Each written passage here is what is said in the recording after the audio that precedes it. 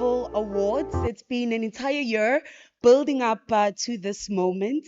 I'm Dogozo Kumalo. I'm a financial journalist. Over the past 20 years, I've been looking at everything business and finance. And I must say, innovators, entrepreneurs, small businesses that bring solutions to everyday people are my favorite people to cover and to talk to over the past 2 decades of my career. So, as I said, today we will be celebrating and acknowledging the innovators that have been part of Unisa's Innovation Festival. And really, when I looked through the work that has been done over the past year, amazing solutions, whether it's in water and sanitation solutions. And as we know, some of the challenges that we face in South Africa and on the continent, those solutions really needing to be put on the spotlight. And that's what we'll be doing today.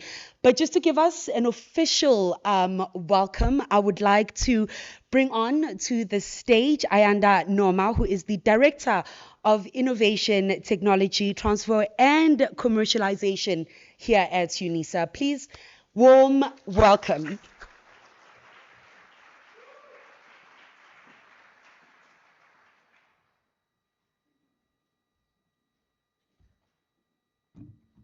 Good morning.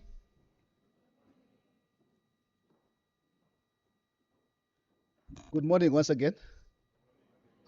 Okay, that's better. Thank you very much, Program Director, for that. And, distinguished guests, innovators, partners, colleagues, and friends. Welcome to the closing ceremony of the 2025 UNISA Innovation Challenge. It is an honor to gather at this momentous conclusion to a festival that has been extraordinary in both ambition and impact. Over the last, several days, we have embarked on a journey defined by imagination, collaboration, and bold thinking. We have had ideas that challenge established norms, witnessed technologies that push the limit of what is possible, and engaged in conversations that have set the stage for a more innovative and inclusive future for South Africa. As we gather today to conclude the week of exploration, creativity, and collaboration, we are reminded of the powerful words of Peter Drucker, who said, "The best way to predict the future is to create it." And I believe that with every innovative idea, that we have had today, it's a way of creating that future, for our country, but also for our continent. Over the past few days, UNISA and our partners across government, industry, civil society, and academia have done exactly that. We have created, imagined, debated, tested, prototyped, and most importantly, built connections that will shape South Africa's innovation landscape far beyond the festival. One of the critical failures in the national system of innovation, not just in South Africa, but all over the world, is what is referred to as network failures. People being able to really engage and talk among themselves and create networks. This festival has not merely been an event, it has been a catalyst, a platform, and a movement. It has given life to ideas that speak directly to UNISA's catalytic niche areas, including digital transformation, sustainability, health innovation, health systems, economic regeneration, and education for impact. Innovation does not happen in isolation. It requires courageous leaders who are willing to step into the unknown. As John Quincy Adams reminds us, if your actions inspire others to dream more, learn more, do more, and become more, you are a leader. This festival is deeply rooted in UNISA's catalytic niche areas, which shape our academic and innovation agenda, whether through discussions on legislative systems, demonstrations of emerging technologies, or exploration of funding models. The festival has highlighted the importance of our niche areas. Let me just check. We're all familiar with the catalytic niche areas, right?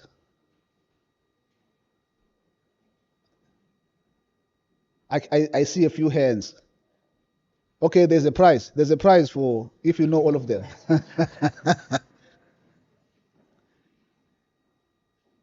It's important to to be familiar with this niche, familiar yourself with these niche areas, because what it means is that it's really the UNISA's response to some of the challenges, right? It informs the work that happens within the university, right? And of course, if you are to understand all these niche areas, you understand that they are addressing areas of critical importance for the country and for the continent. And of course, each activity over the past few days showcase how these niche areas they're not theoretical frameworks, but guiding paths shaping UNISA's contribution to national development. Allow me to highlight some of the powerful moments that shaped our collective experience. On the first day, we had a keynote, address, very inspirational one, by Professor Ben Anderson. He's the founder and executive director of Da Vinci Institute. He asked us to think afresh, to think anew about how we close the innovation loop to ensure that all these brilliant ideas that we've had over the past few days, all these ideas that we have, right, find expression in society, they impact society.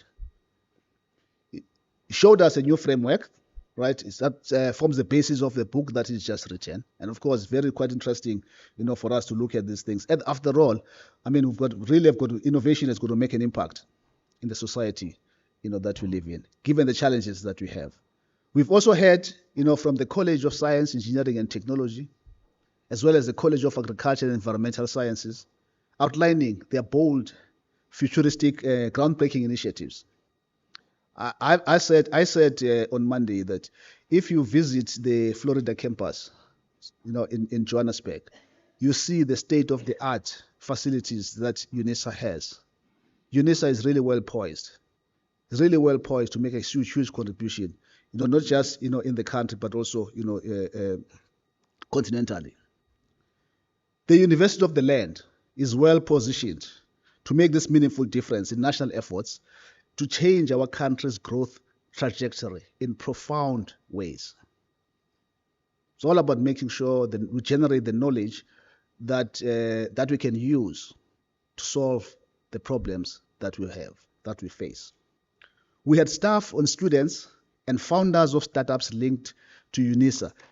I think we must get used to the fact that we've got a lot of startups, that are linked to UNISA. Other students have created, our staff members, even the alumni, and of course we support them through an entity called UniVentures. It's an entity of the Directorate of Innovation, Technology Transfer and Commercialization.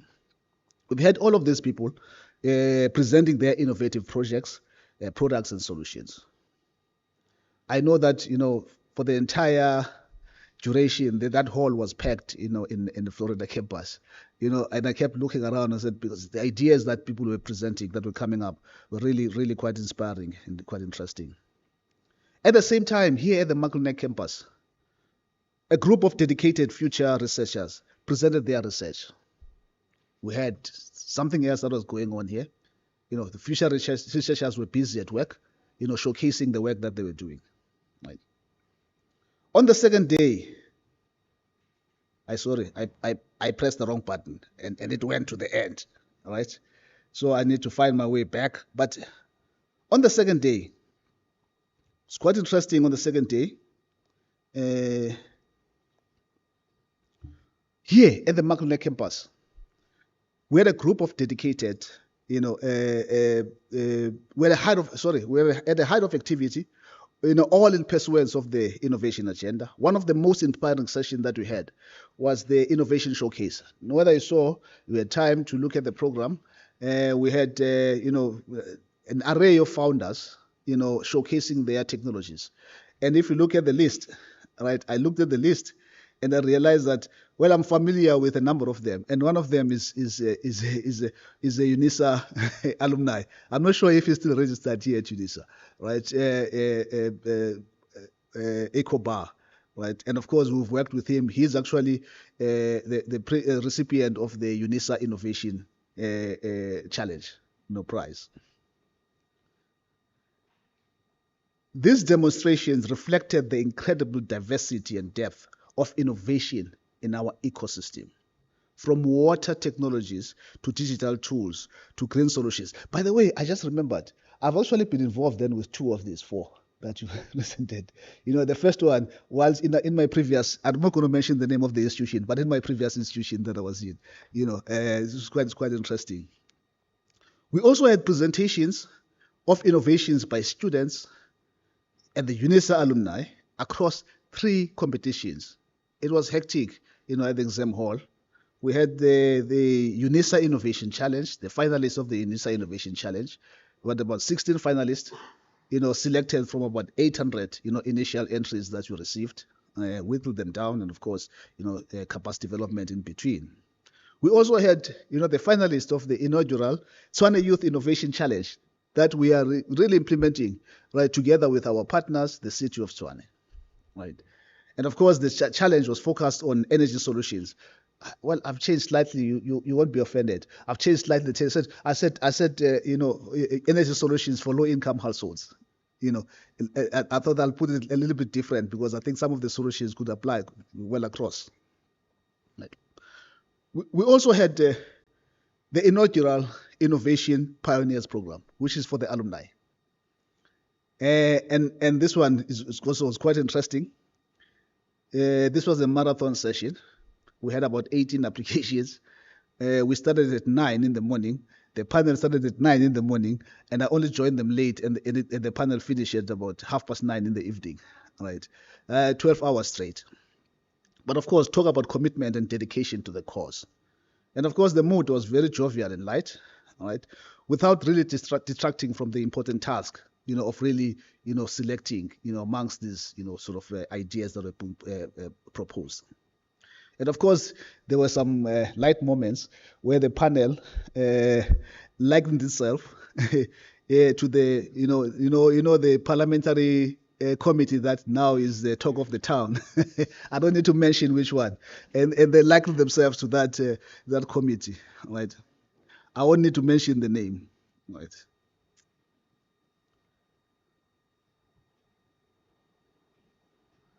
So we also had a robust dialogue on funding opportunities. In the city of Tshwane, the session in Protea restaurant on campus discussed funding opportunities for local innovation. A session facilitated by experts from different organizations, including QLIP Energy, Resonate, as well as the Industrial Development Corporation. This session was a powerful reminder that innovation flourishes when financial pathways are transparent, accessible, and aligned with developmental priorities. And of course, there was another session.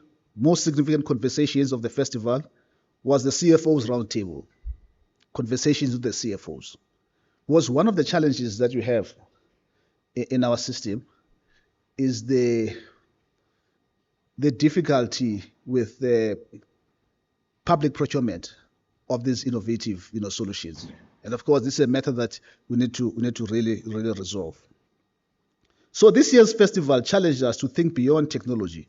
It invited us to embrace innovation as a tool for societal change, to reimagine service delivery, to strengthen local government, to support inclusive development.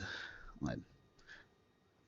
But I'm very mindful of time, so I won't delve into some of these things that I would normally like to do. So throughout the festival, we have witnessed leadership from emerging entrepreneurs, students, researchers, policymakers, and industry experts. We have seen leadership in action in every pitch, every demonstration, every masterclass, and every conversation. Right. So we leave this festival not as observers, but as leaders prepared to take bold steps towards a future that serves all. In the spirit of Steve Jobs, who once said, innovation distinguishes between a leader and a follower. And if the program director allows me, to all those that actually presented papers, pitched their ideas, in my view, you are all leaders. And I think you should give yourselves a round of applause.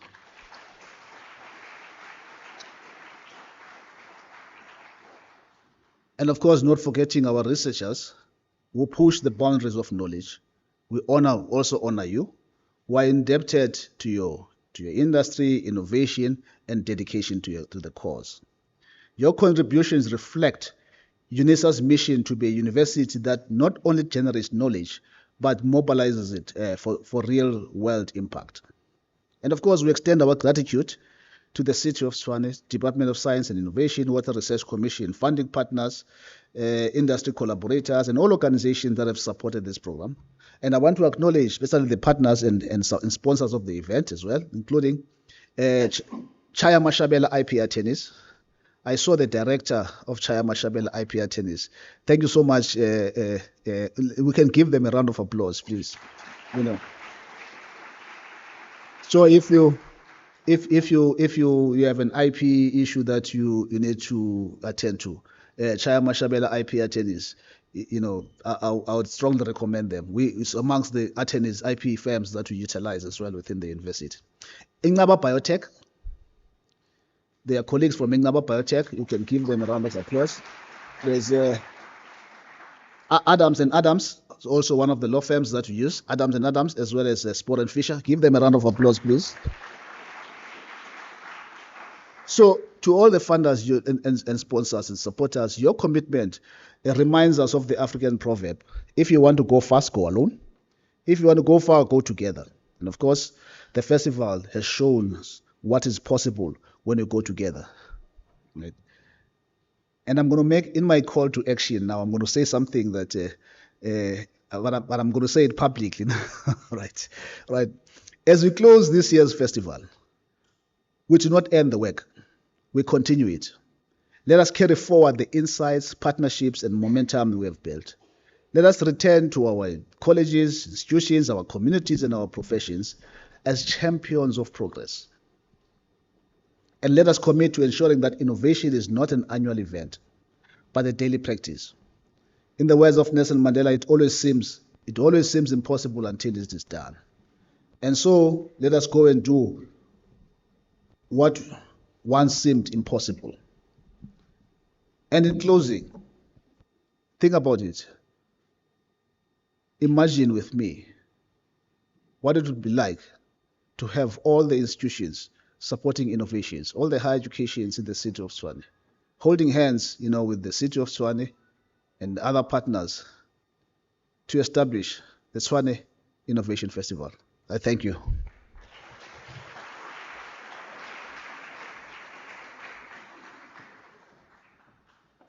I would like to thank Mr. Noma for those very warm words of official welcome. And I think what's stuck is that it's futuristic, bold ideas that came out over the past few days. And I did run through some of the videos that were put out of the innovation that we saw. And it's quite exciting, I think, in context of even the G20 that's going to be taking place in South Africa over the weekend. The world really, all eyes being on South Africa and the rest of the continent in terms of what we can do to really take charge of our future. And it's encouraging to know that there are innovators right here on home ground coming up with those solutions, as Mr. Noma said, not just solutions for low income people, but really solutions that can work for all South Africans. And I think the one thing he didn't touch on is that being an innovator and a change maker can be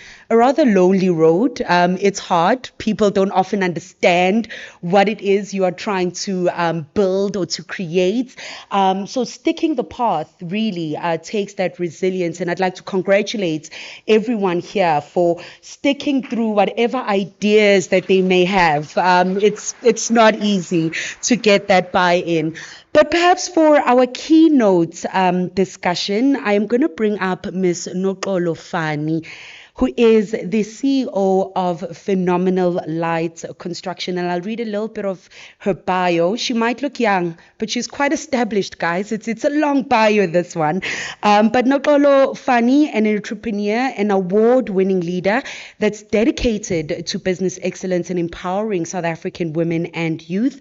Her work spans in multiple ventures in construction, where we've seen a lot of innovation in that space as well, education, youth development as well. And she's committed to creating opportunities that nurture talent and inspire the next generation to thrive in an ever-changing world. And as we all know, the world is resetting. So really, we are at a position as innovators to take our rightful place in the world, bring those great ideas out to the world. But I'd like to invite Nokolo onto the stage to just give us that keynote and words of encouragement on her entrepreneurial journey.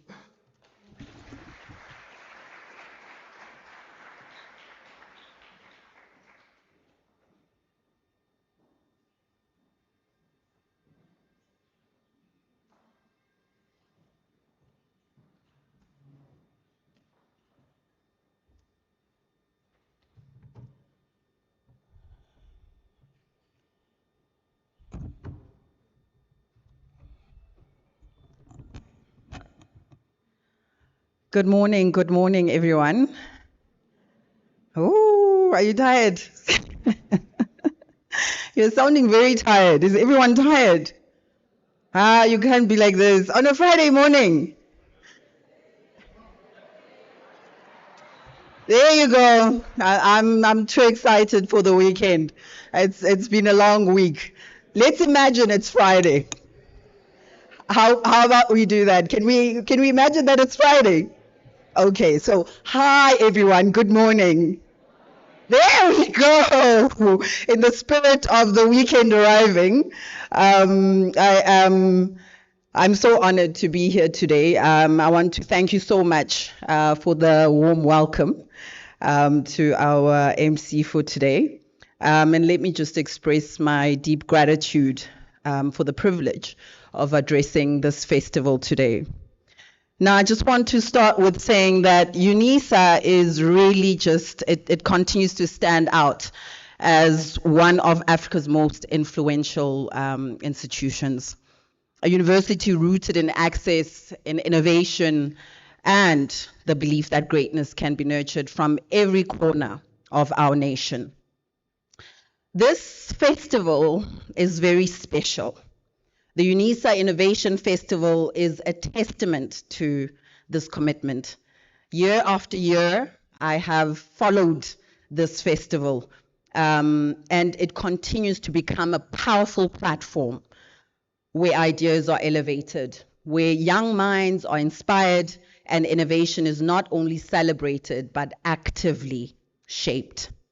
Now, the work that the team puts into this event reflects a deep dedication to strengthening South Africa's future, right? Through technology, creativity, and opportunities that truly change lives. And I'm sure you guys have seen this if you have been following this over the years. I want to say that Mr. Norma and you and your team, it is undeniable that you are committed to ensuring that you take these young minds, and some are not so young, but with fresh ideas, right? And to develop them, and not just to develop them, but to support them and give them the necessary guidance and access points that they need. And I speak to this from I suppose, a position of being an entrepreneur and understanding the challenges that come with having some brilliant idea and not knowing where to start. And so to have a team dedicated to supporting these ideas and then taking them forth into the greater space in the world for implementation and impact is just absolutely amazing. So can we then please give the team a big round of applause?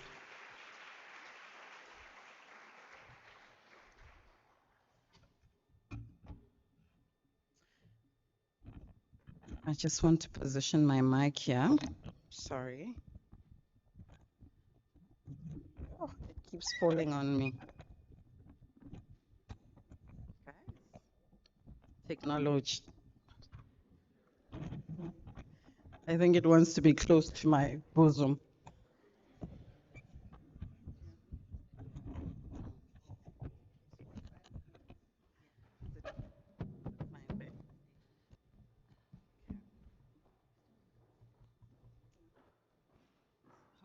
Change. Oh, so they can't hear me with this. Oh, is it making noise? Is this fine? Okay. I must say next. Guys, when I say next, just understand I'm saying next for the presentation on the screen. Okay. Um, so as we begin, once again, good morning. Good morning to every dreamer here today. Good morning to every builder, to every innovator, and to every believer that is present today and even online. I want to acknowledge that my presence on this stage once again is an absolute honor and privilege. For a girl who was born in a small township in the Eastern Cape,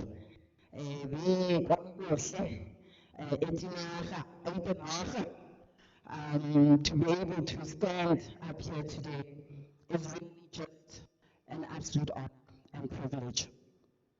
Behind me stand amazing human beings, and I want to speak to that as I begin. Hard-working, resourceful giants, my grandparents.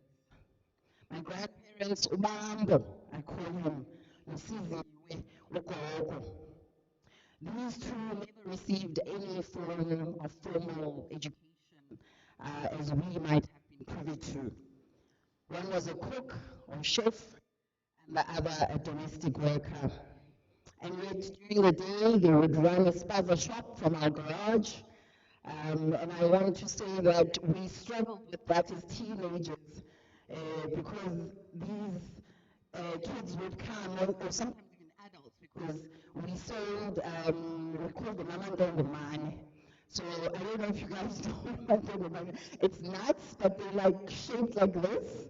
And you know them when you crack them and then you eat what's inside. So my grandparents used to sell those as part of the stock in the spaza shop, and each one was 1 cent, right?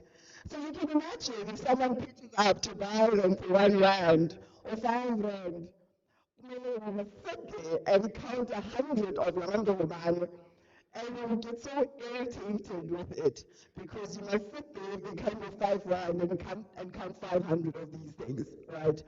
And so that was my upbringing.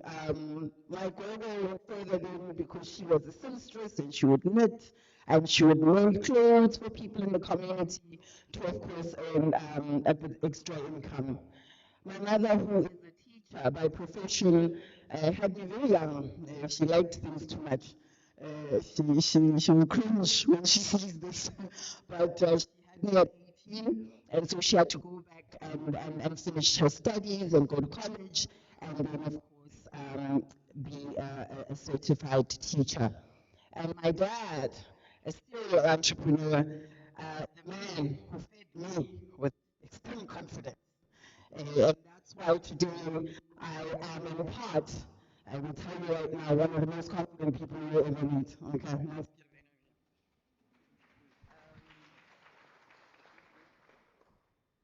So when I say I stand before you today, I think my mic is off, but you guys can hear me, right? When I say I stand before you as one of the most confident,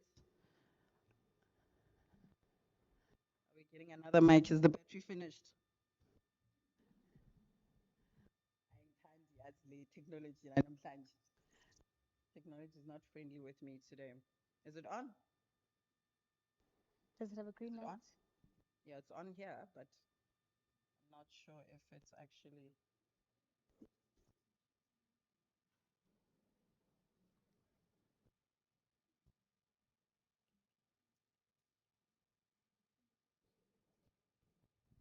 Maybe we should just use. We should just go back to this. Let's just try and position it. Is it on? Is it okay? I'm not gonna touch it. Is it working? This one. Is it fine? Okay. If you disturb me one more time, me and you, we're gonna have words. So today, as I say, as I stand before you, I am one of the most confident people you'll meet, and I'm not scared to say it. I am one of the most powerful women you will meet as well.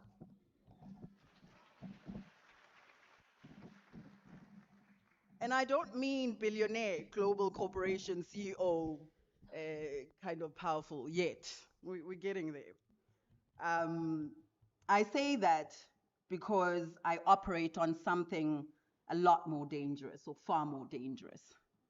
I operate on faith. I operate on belief.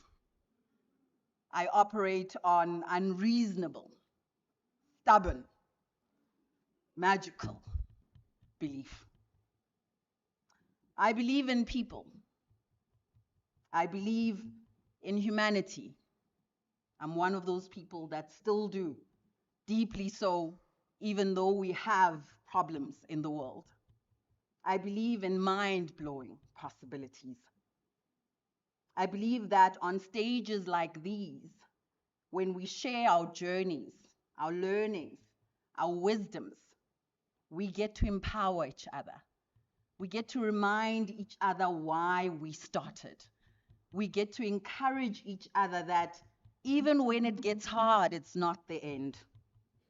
We get to affirm the greatness that was awakened when this country was reborn. So who is this keynote for? I think we need to say next. Okay, so I should have said next long time ago. That's just me, little me, big me, construction me, and me who loves the little kids. It's gone. Okay, let's move on. So who is this keynote for? Are we back to little me? See how cute I was, guys? Cutest. Who is this keynote for?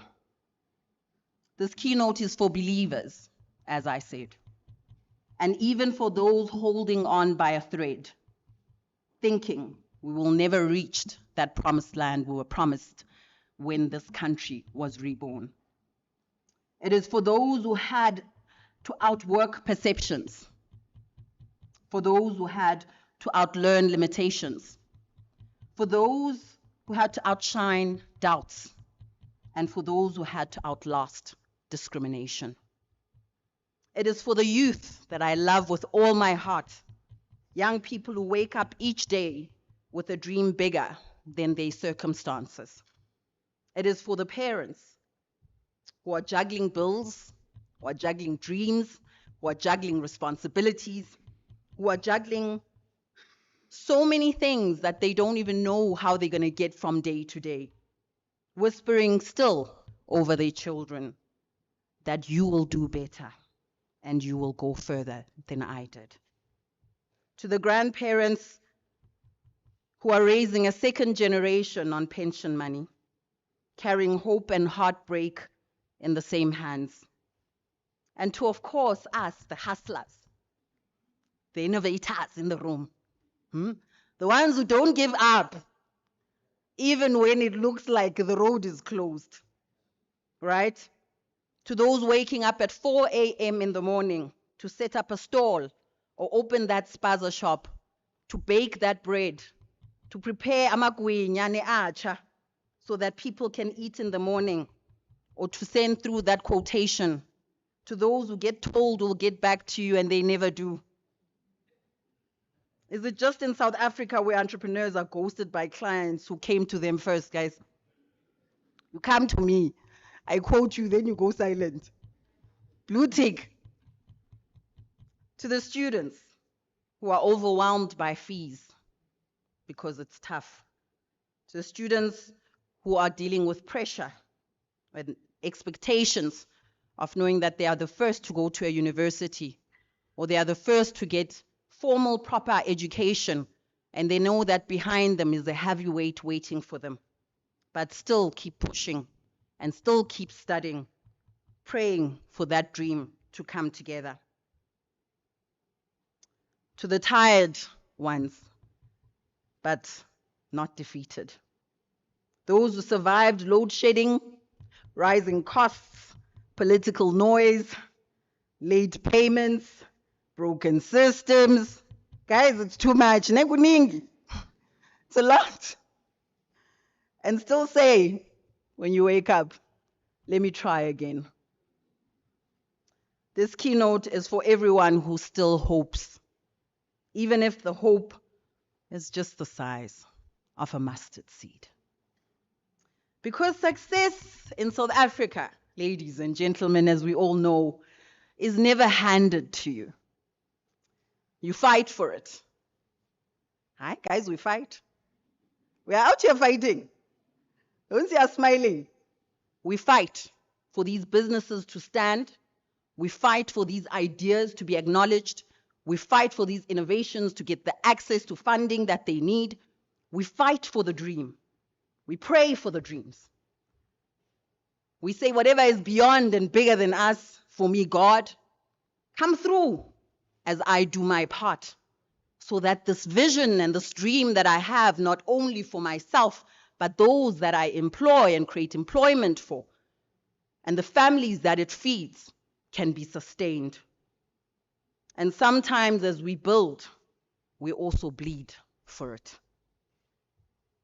I titled our keynote for today, The Blueprint Generation. I believe we are the blueprint generation. Innovation, courage, and the power to build our own future. We are already building. We are already at work. And this festival is testament to that. The work is ongoing. No matter how big, no matter how small, we are building. So what is this blueprint generation that I speak of? It is the generation that refuses to be titled the lost generation. It is a generation that has decided that we will continue to build regardless what faces us, even if the bricks are uneven, even if the ground is shaky, even if the blueprint doesn't even exist yet, and you have no idea what it is you're doing. We build anyway. This blueprint generation understands that pressure builds strength. Even if we don't like this idea, but it reigns true even in nature, that pressure builds strength.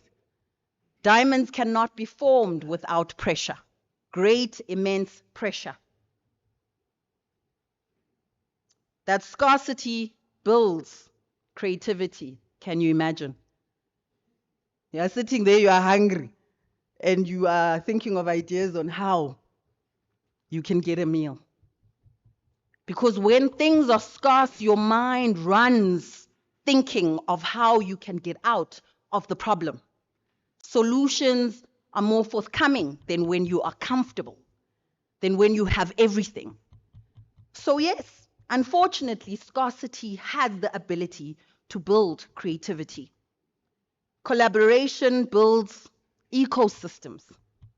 Even if that collaboration starts with one person, or two people, or three people in your network, and I say this to my young people all the time, collaborate. Find people in your circle that can give you the support that you need. Seek them out. And the last one is that courage. It's only courage that builds nations. And we know how we got to be sitting here today the way we are sitting here today. There were many that were courageous enough to fight a system that was not good for all of South Africans. And so courage is what builds our nations, and that is what is needed for us innovators, for us entrepreneurs, for us who are in jobs where we are not happy, because I've been there as well. We want change, but we need courage. So I come back a bit closer again to tell you a bit of my story and what my personal blueprint has looked like. I wasn't born in Sandton boardrooms. I wasn't surrounded by conversations on contracts and investments and innovation and all these big, amazing words that we speak of today.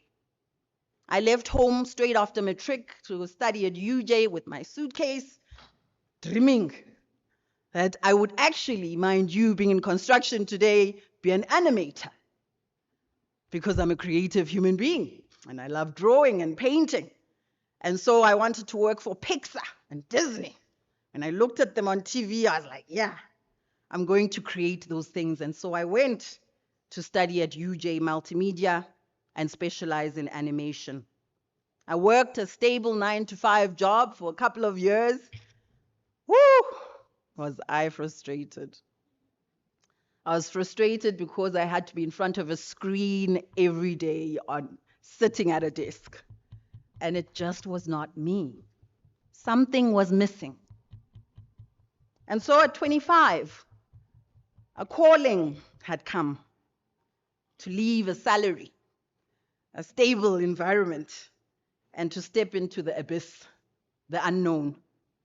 To enter an industry I had no degree in. Oh, I messed it up. To enter, to enter a space where I had no degree in, or technical know-how, or political connection, or family member who's an engineer or that got it. Oh my goodness.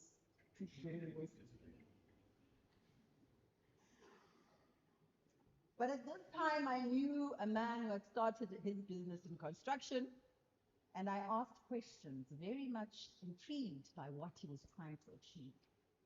I listened attentively, and I identified gaps in his strategy and his approach. And I looked at this man and I said, with courage, only faith can give you. You are doing it all wrong, this thing. I don't think it's sustainable, because what he would do in terms of finding jobs, he would look as he drove around Johannesburg if there were cranes, and if there was a crane, then you know this is a construction site. And so I said, but now what happens on the month that you don't see cranes and you don't have jobs? How do you then know where all the contracts and sites that are active? And so I said to him, let me come on board. Let me build this business with you. I had never done anything in construction, ladies and gentlemen. I knew absolutely nothing about the industry. But this is what it is to believe in your own capabilities. You know yourself and you know your strengths. And when you connect with people and listen and see the gaps and they align with your strengths, then you're solid. Because I knew I was good with people. I knew I was creative. I knew I had a way with males because I have 6 brothers, ladies and gentlemen. Construction is a male-dominated space, and I don't tell most of the men, so I'll say it today. They always marvel about this girl from the Eastern Cape back then. Why is she so confident coming here and asking for things like no one else has ever done? It's because I was raised around boys and men. And I had a father who fed me with confidence as the only daughter. And so with courage, only faith again can give you. I entered into the unknown once again. And my oh my, what an amazing journey it became. Within a short space of time, I made some audacious, bold moves. I had secured a meeting then with the MD of one of the big companies, the biggest companies in construction at the time. It was one of the big 5, you know, almost the big 5 back then. And I remember when we went into that boardroom, and I remember this guy that I spoke to you about who had started the business, and he was panicking and he was nervous, and he just couldn't believe how we managed to get into that room, right? But that is the audacity. That is the ability to say, I want that. And it might seem like it's too far to reach, but there's nothing that is too far to reach. It is just a matter of applying our minds in terms of how we reach there. And of course, back then, the Copy Act was not a real thing. And so I identified all the directors on the active sites of these companies, because then I kept building onto more of these big five and accessed all five of them eventually. I think we must change all we are there. These are some of the projects that I was able to close deals on and lead teams on. Discovery head office in Sandton, massive structure, multi-billion rand project, Sassel Place headquarters in Sandton, and many more with that particular company.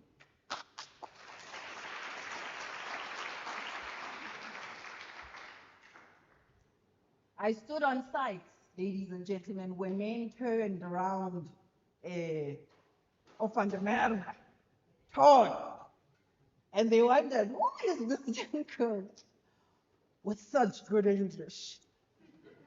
Because my mother decided when 1994 happened, after 1994, that there was an opportunity to take me out of the township school. And so she said, here's an opportunity, because I want my child to have more than what I had and experience a bit more than what I had and create a bit more access for her. And she took me to a school that was previously a Model C school. And so today I enjoy the luxury of good English. And so I kept moving. I kept learning. I kept waking up at 4, 5 a.m. in the morning and being on site to learn the jargon of the industry. I scanned the landscape of the industry to see who were the big shots in terms of concrete, because that's the work we did. And I approached them and I said, Mr. Arlindo da Costa, one of my great mentors in learning about concrete, I need to learn, and you can teach me. And so I was given a time I was to be on site every single morning, and I was on site, on the ground, learning. And so time went, but every entrepreneur eventually pays their school fees, ladies and gentlemen. Remember, Mos, I was optimistic and excited. I didn't sign any contract, Mos, no? When I was closing those nice deals. And unfortunately, the gentleman saw not dollar signs, it was rand signs. And there were some challenges in terms of now, does he keep his end of the bargain in terms of shareholding? And I had no written contract for that. And so this was my first expensive school fees that I had to pay in my journey, as I had to walk away and start again from zero. I started with no money, no safety net, and no promises. But this time I started with experience. I started with evidence. And I started with strong relationships that I had built over that 6-year period of working on these big, massive projects. I had delivered the work exceptionally well. I had managed to build the relationships with the QSs and the teams on the ground. And so they knew me, and there was trust in the relationship.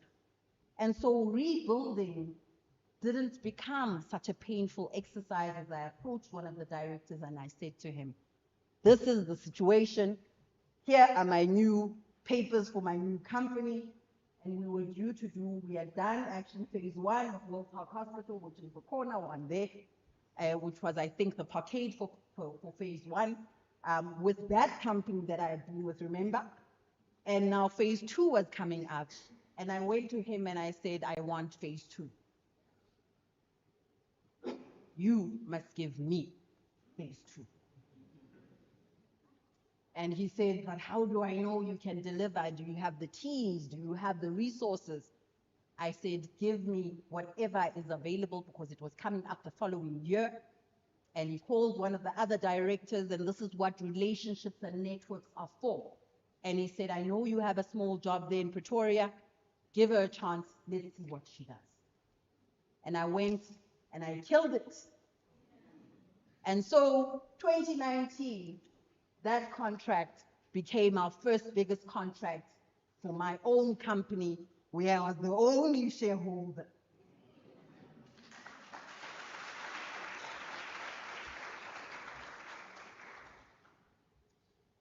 And so this journey, filled with amazing moments of audacity, of courage, of strength, of confidence,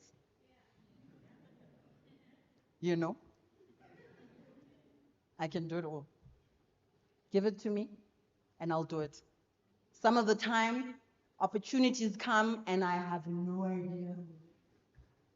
I'll just be like, I can do it. After that call, I'm running around like a headless chicken, chewing on an elephant this side, like a crazy person. Because there's nothing that we can't do, because there are people that know how to do it. And the world has become so small because we have access to LinkedIn, where people who are professionals, who are have the technical know-how, who have the degrees in engineering and structural engineers and all these things are there. So if I don't know how to do it, somebody knows how to do it. And there's money to be made, so they will come on board, because money is an important motivator for people, is it not? And so we move on to innovation and technology. What is this innovation in terms of the formal definition that we are given in the classrooms, in the discussions that we have on Google? It's basically introducing new ideas, products, and methods that create value, right? But I want to bring it closer to home. What is innovation here at home in South Africa? Innovation is courage, ladies and gentlemen, again. It is practiced courage under pressure. In the landscape of South Africa, innovation is starting with what you have. It's having 5,000 Rand in the bank and a dream that seems like, how do we do that? It is creating solutions with limited resources. It is learning publicly and failing forward. It is turning scarcity, again, into creativity. It is being underestimated, but showing up anyway. And bringing it closer to women who are in my space, and now we've gravitated towards the mining space as well to offer our services. Women, especially women like myself, Black women, I will say it. We don't just enter engineering and construction, ladies and gentlemen. We intrude on spaces that never expected us to. We lead there, and we deliver, and we build, and we change industries. And I know many women, having been selected for the Sasol Women Running Engineering businesses in 2022, I've met many women who are on the same journey as myself, where you sit and you realize that your challenges are not unique. You are actually facing similar challenges in your journey. But the ability to come into spaces like these with like-minded people, yes, your ideas might be different, your businesses might be different, doing different things. But the important thing is creating a network, having the conversations around how did you deal with that? Because you might find that that pothole you are stuck in, that person solved that pothole 5 years ago. So it is important that we learn to unify and unite and get organized in business for us to get to where we need to get to. And next, I share the lessons that I have taken on my concrete journey. Please change. I'm changing it. There we go. So our business is a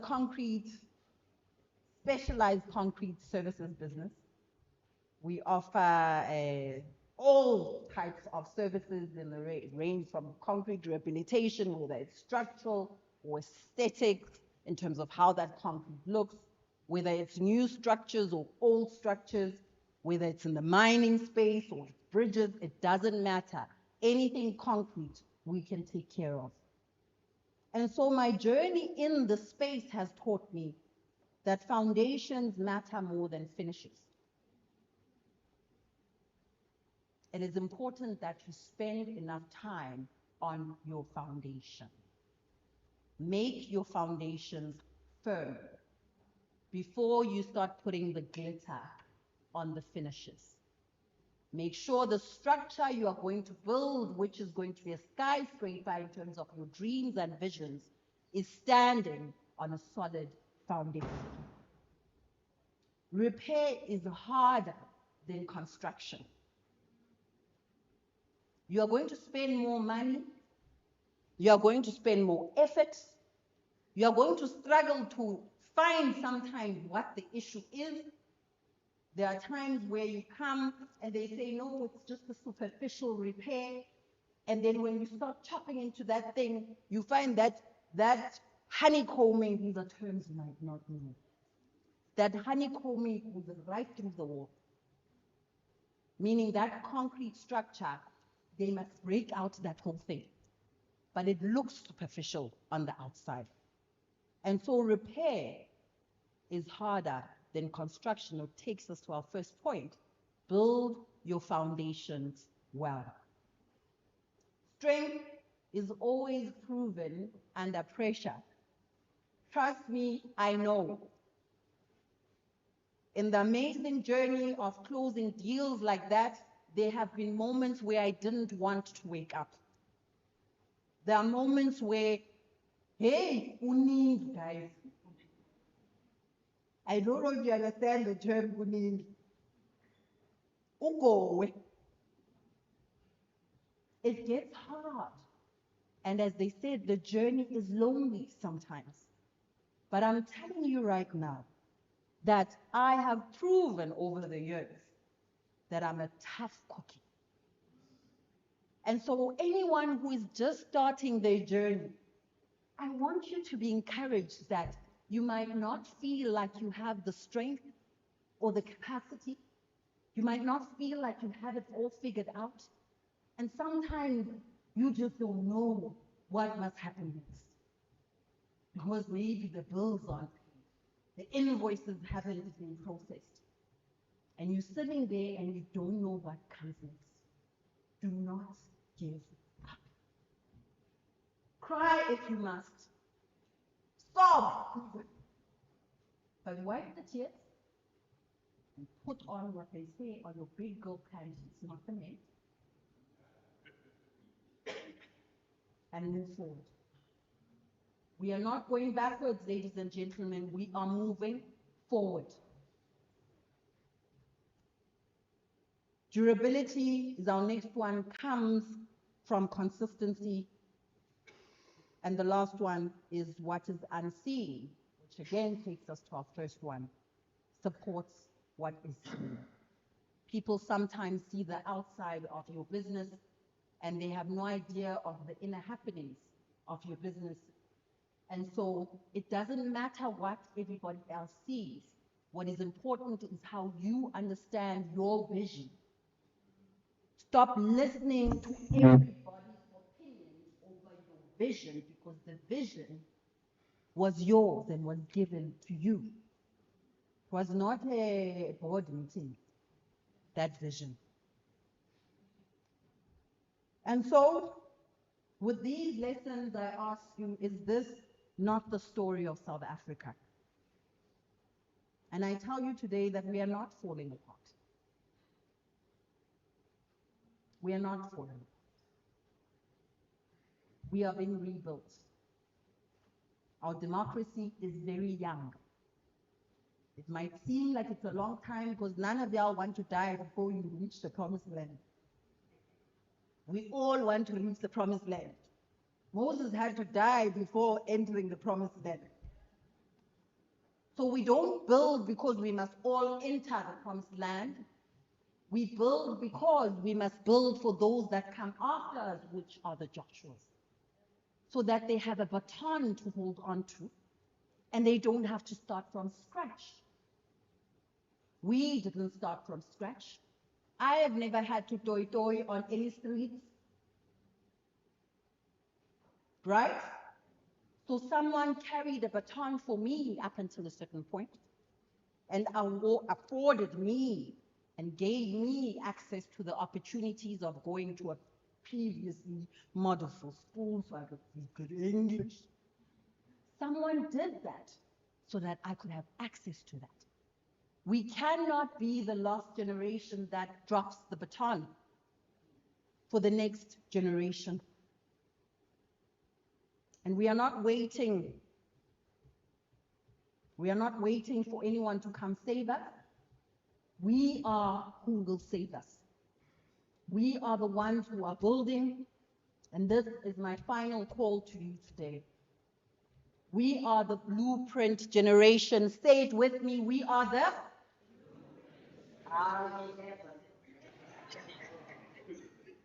We are the... Say it like I'm paying you to say it. We are the... We are the blueprint generation, ladies and gentlemen. We are the Joshuas today. We must enter the promised land, come hell or high water. South Africa is not waiting for saviors. We are the saviors. We are the ones with the innovations. We are the ones with the brilliant ideas. We are the ones living in communities with problems where we know where the gaps are and what needs to be done. We are the ones who all will not give up. We may almost give up, but we will not give up.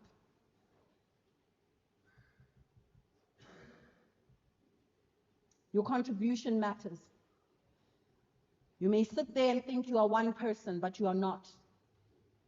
What is sitting within you, that vision, that dream, is needed by this nation. It is needed for us to enter into the promised land. So when you rise, someone else finds courage. And that is why I am confident.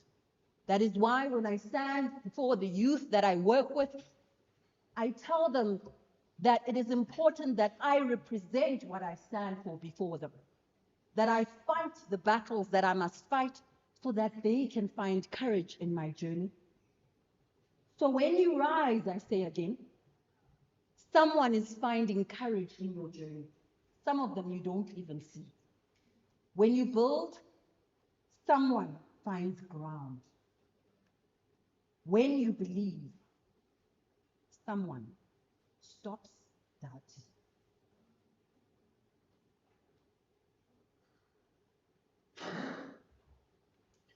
We are a chosen generation. I'm very special, guys. I don't know about you. You don't want to believe that you're special. We are the chosen generation. We are not here by chance. We are living in a chosen moment in time for a reason. There is a reason you are born. There is a reason you have that idea. There is a reason why you are passionate about what you are passionate about. We carry this fire because we hold the blueprint that those who come after us will use. So I ask you as I close, please decide to build. Please decide to rise. Decide to believe. Decide to step into that promised land, no matter the giants that stand at the gate, for there are giants at the gate. Some of us have experienced the giants at the gate. We have sat in rooms where we were there to get a briefing on a tender with private sector, big companies, and someone has the audacity to lean over to you and say,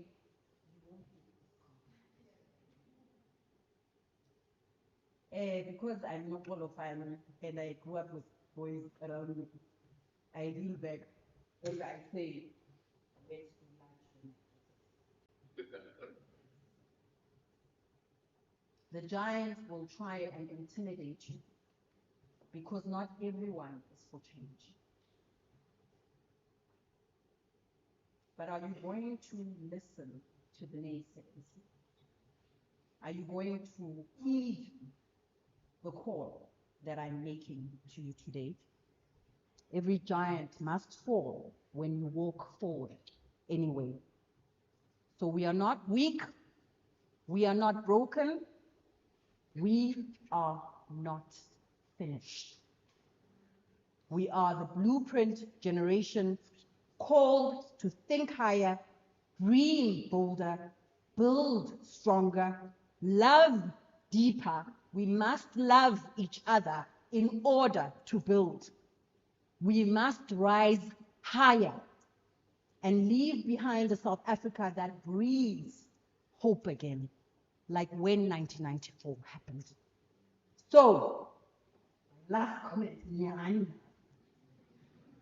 I ask,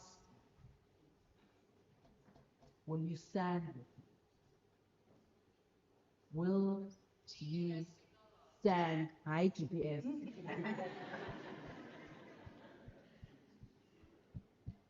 Will you stand with me?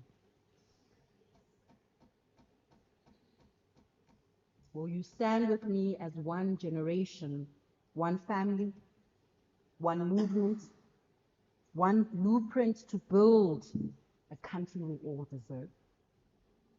And if your spirit says yes, then rise and declare, we are the builders. And we are the blueprint generation. Rise, everybody.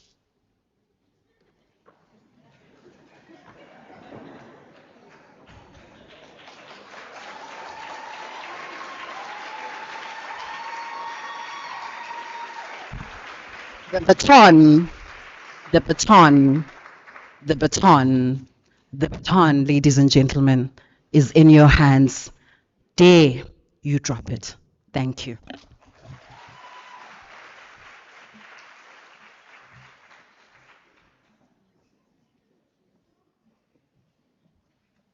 Whew, some words. You triggered some things, Nokolo.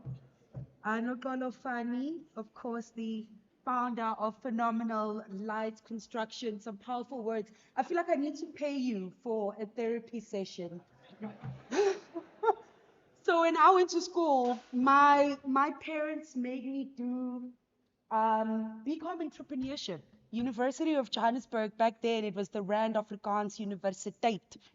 And they'd introduced BCom entrepreneurship. And I think that's when I realized I'm not quite an entrepreneur. So there's one person or one demographic that was missing on who the keynote was for, and that's the storytellers, like myself.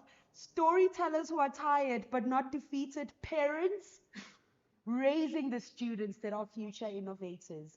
And I think that speaks to sort of that relationship and why it's a loop that we all work together for people to be innovators in this room.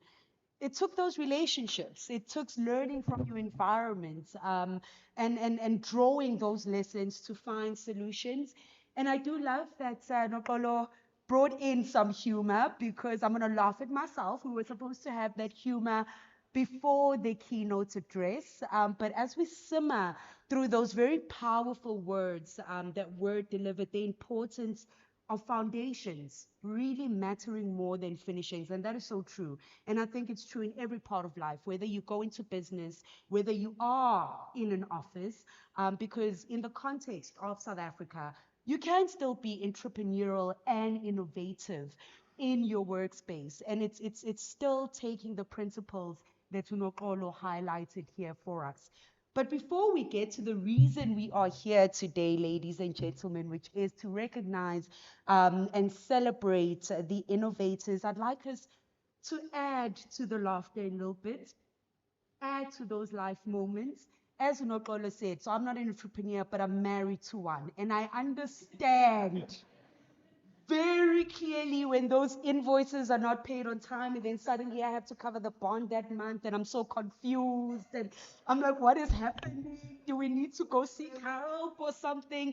So that journey, I understand what innovators really go through. As I said earlier, it does sometimes feel like a lonely journey, but I think if we do apply the lessons that Nokolo put up there, it should get a little bit easier. And you are in a room full of other innovators. So I think at lunchtime, it may be worth for people to just engage with each other and network with each other. But I'm going to bring up our next guest now. He has performed alongside major people that you may know, a name that you do know yourself, a multi-award winning South African comedian and writer who's got quick wit. And I did get some of that in the holding room. Charisma and a gentle style of comedy that has earned him his place as one of South Africa's most formidable comedians. He's performed alongside industry greats and was featured predominantly in Trevor Noah's Presents Nation Wild, and that's seen on Showmax and on the Arts of the Hour on BBC World Service as well. He also features on Vice's How to Crew. I'd like to talk about that to get into Vice. But sharing interesting ways in which comedy has allowed him to open up to the people. Tsitsi Chuma has toured and performed around the world, including shows in Belgium, Germany, Zambia, the United States, and across Southeast Asia, where he discovered his favorite country, Singapore. And I'm hoping he tells us a little bit about that. So I'm not going to talk too much about him. Again, very formidable people that are giving addresses today. So he will be back a little bit later on. But I'd like to welcome Tsitsi to the floor on.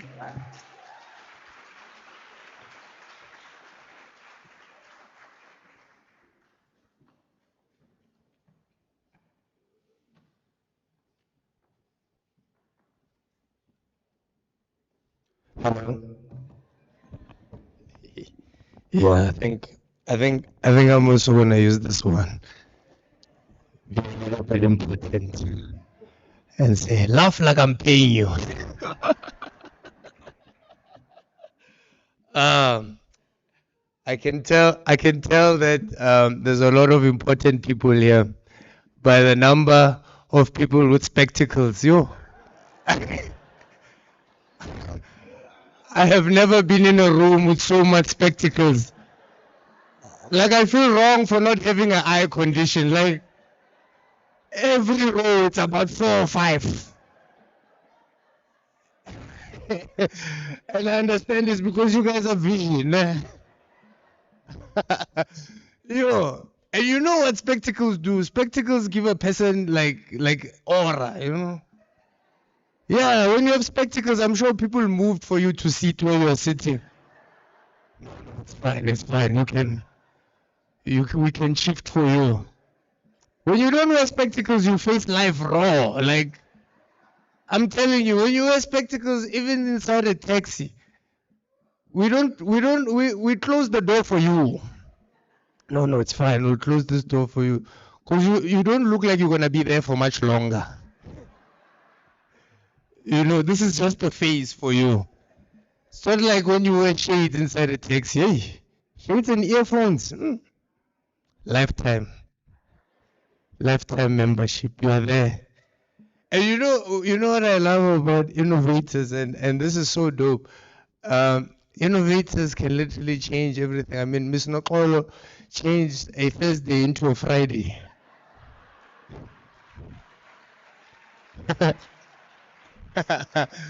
And no one complained.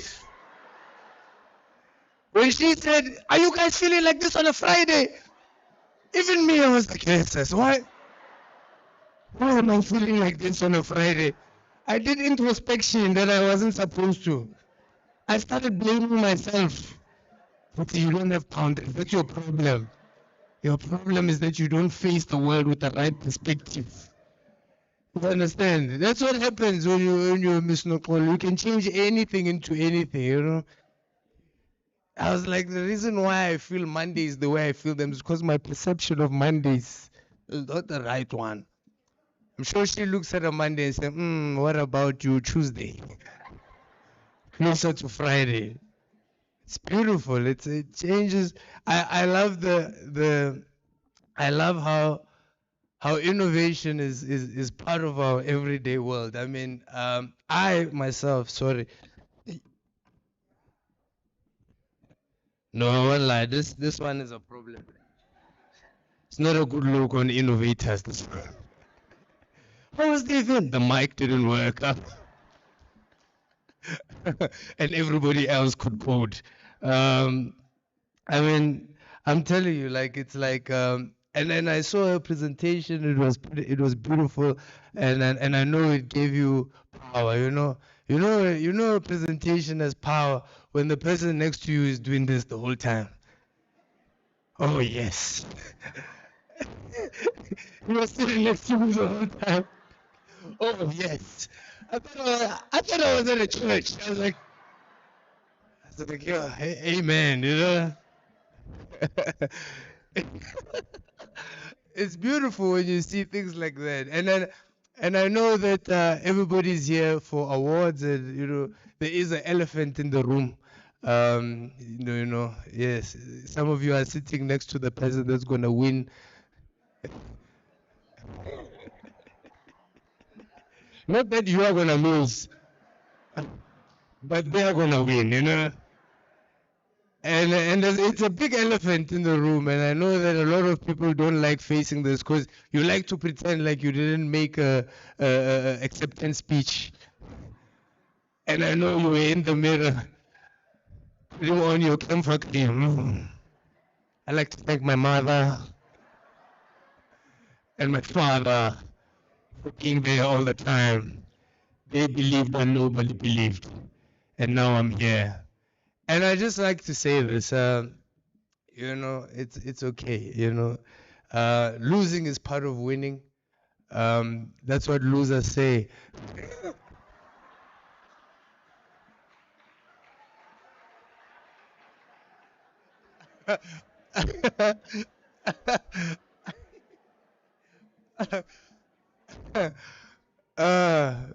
Yeah, losers are very motivational. You've heard a loser before. You know what? It will make me stronger.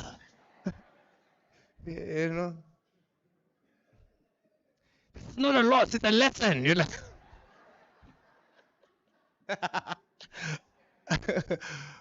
But it really is. Losing is part of winning, and I do honestly believe so. I believe in order, yeah, to chase it. I came here with some ideas. I know you guys are innovators and stuff. Tell me, Miss Nokolo already changed Thursdays. So I think I can come up with some innovations. I hope you guys will indulge me. You see, I'm using big words.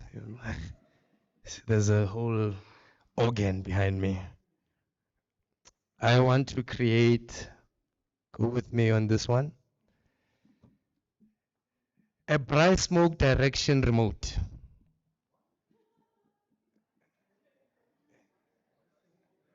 A bright smoke direction remote. Have you ever been at a braai? Oh, you have to explain it. Okay, a Chisanyama direction remote. Have you ever been at a braai and you don't know anybody there? And it's always the one that nobody knows that the smoke. And it knows that you can't complain. Because when you didn't bring anything at a braai, you have to be humble, Have you ever seen how extra humble you are at a braai where you brought nothing? You'll find yourself, just just appreciating the meat for no reason.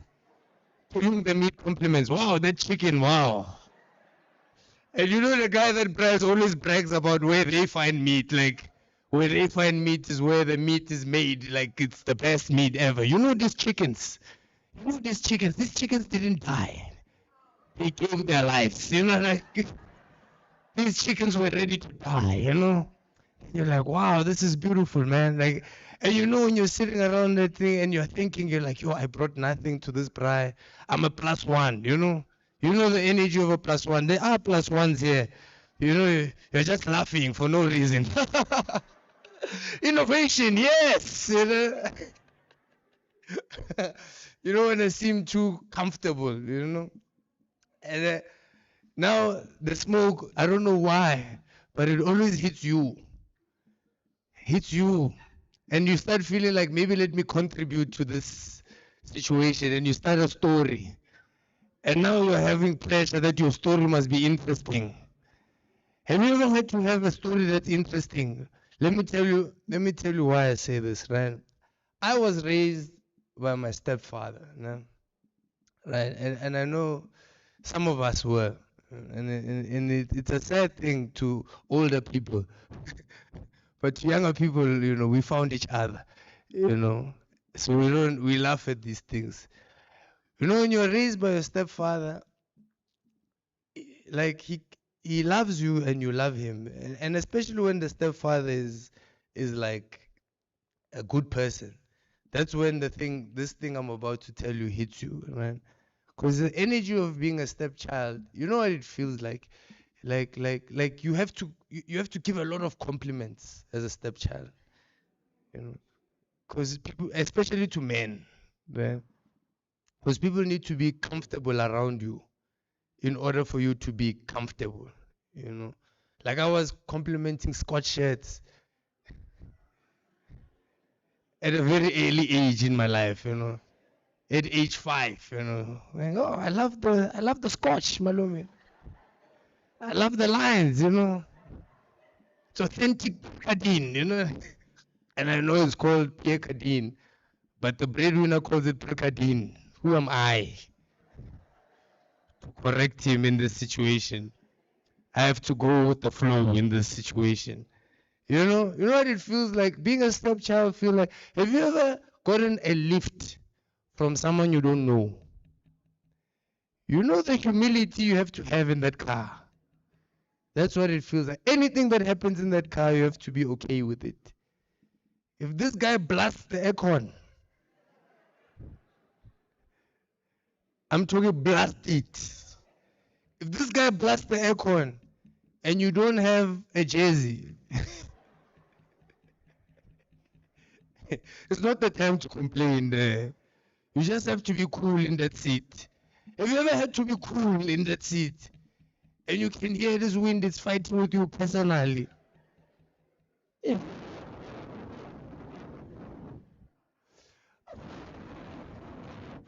I'm going faster.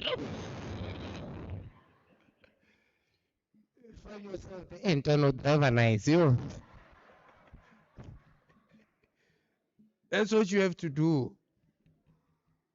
If this guy risks your life by like racing another car for whatever reason, you have to support this car. Regardless. Even if you're in a Toyota Taz and there's a Ferrari outside and he says to you, do you think a Ferrari can beat me? You must be the one that goes, never, Antoine. I never. Ferrari azanka yayetsiwa Japan, boy.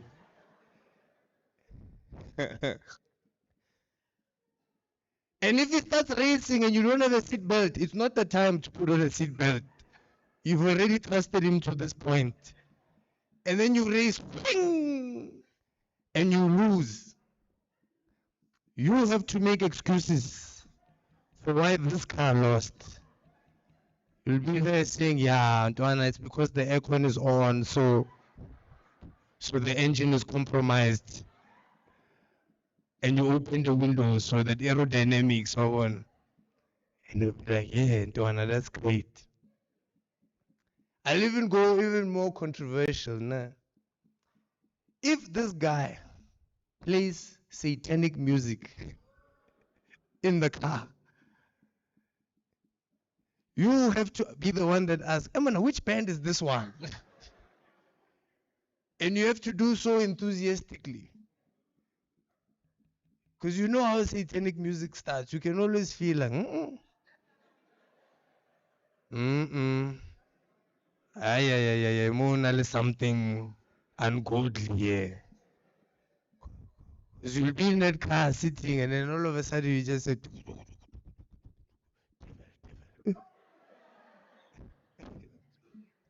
Satan, Satan. The one, the one, the one. You're like, hey, man.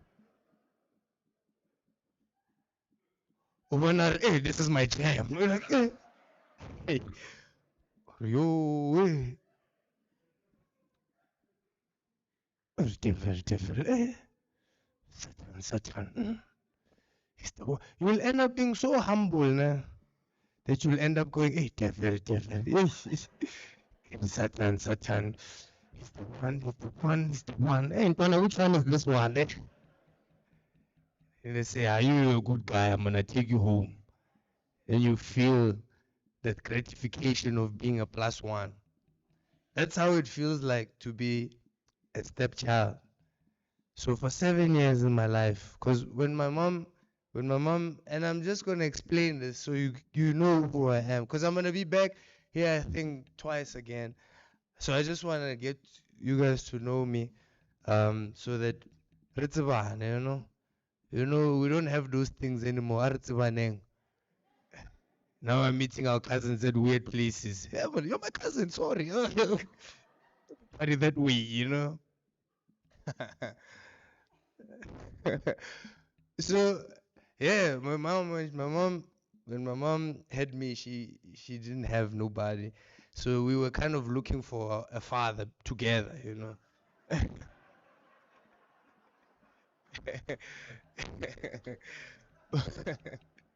I will admit though, for different reasons, you know. She was looking for someone who loves. I was looking for someone who can buy toys, you know. Yeah, you know. Yeah, I was looking for someone who can buy toys, and it's and as a stepchild, you have to kind of be very very aware of these things.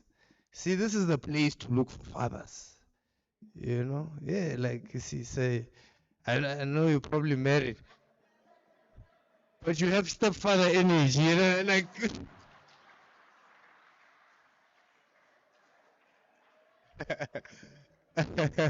You look like you can take care, you know. Yeah, you look like you're understanding. See, because there are other places where you can't find a good stepfather, you know. Like the church is not a great place. No. I know, it should be, but it's not. Because we all dress up to go there. You know? But nobody knows our weeks. You know, we're all there dressed up, looking nice, singing. And it's always the singers that you think, oh, no, this one is the one. You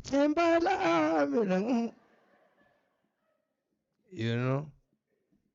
So I learned that the hard way, you know. We looked, me and my mom, you know, we looked for somebody. But when we found my dad, but when we found him, I knew he was ready for a relationship, but he wasn't necessarily ready to be a father, you know. And I knew that because he still had sound in his car. No man who's ready to be a father has sound in his car. You know, because there's no listening in that relationship.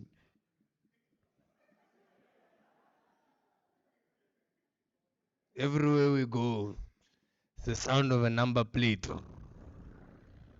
Oh, the baby, what? You know? So for 7 years, I had to be that guy in the car. And something wonderful happened in 2006, March 9. My mom gave birth to my little brother, and I was so happy. And I know there's a stepchild here who resonates with this. So this might not be for you, but this is the world of a stepchild. You wait, and that wait is a lot of compliments everywhere, just giving compliments. Hey, I love the scotch. Hey, Malumi, I love the lines. Malumi, you look so good. Some of them you don't even mean, but you have to give compliments. Because anything that happens in that world, right, they question you for no reason. Like, a small thing could happen. Like, you had a funeral and someone packed the cars in, and then they tell Malumi. And our Malumis, they have heavy hearts. Especially in a situation like that, everyone wants their hierarchy to be felt. So Malumi would come there. Hey, guys, um, what are we going to do about this funeral? And someone, Malumi, you pack the cars in. And then he'll start feeling like somebody wants him to do something he doesn't want to do. And he'll start questioning you for no reason. Malumi will start, I understand or ke pakile the cars in. Mara ongwana kwa mang. Hey, Malumi, I love the scotch. 9 March 2006, my brother was born.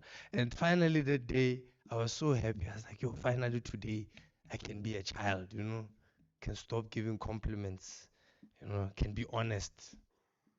Tell everybody I hate scotch. I don't like scotch, And that was the most beautiful day of my life. But here's the thing, when you erase the situation like that, you have to find humor in it. I'm glad that I'm sharing this story with you first. The other ones will be a lot lighter than this, I promise. It will be for everybody with two parents. Because even in those situations, you still find humor. Because when you have a stepdad, he can love you as much as you want. You can love him as much as he wants. But there's always situations where things are weird. Like my stepdad, he took me to a public swimming pool, right? And he knew very well that I can't swim. Yeah.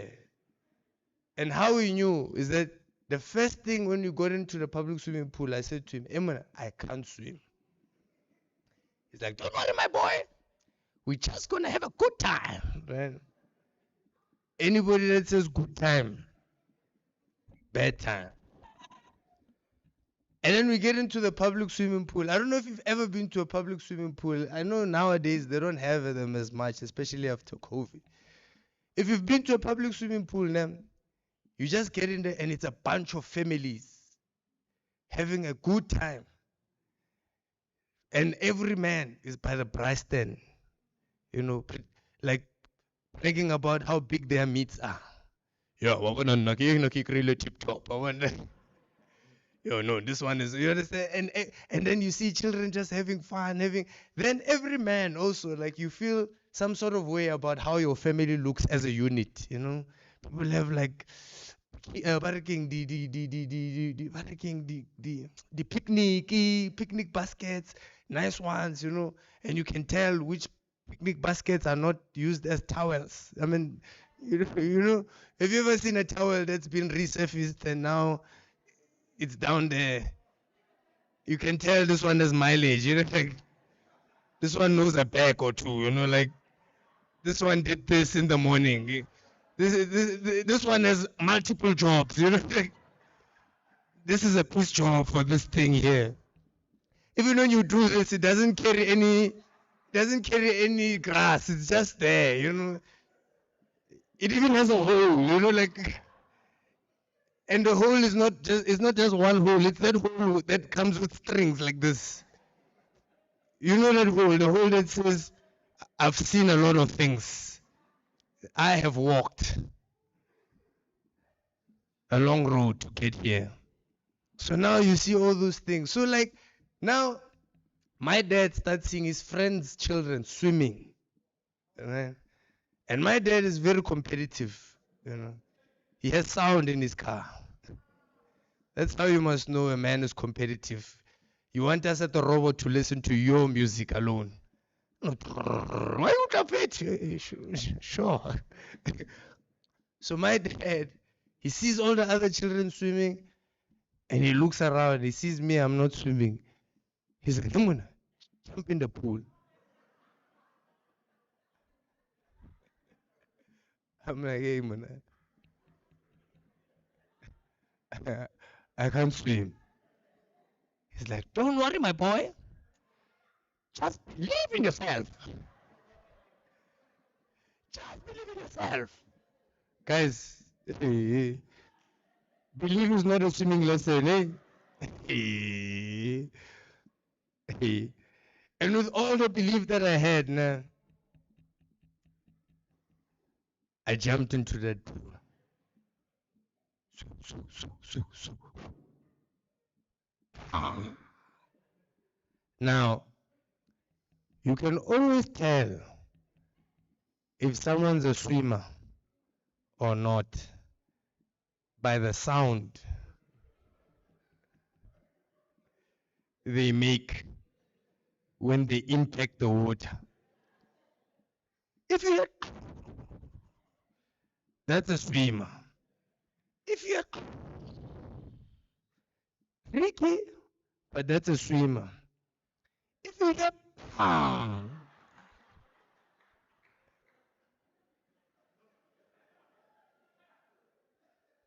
we're gonna need help here. So with all the belief that I had, I jumped into that pool.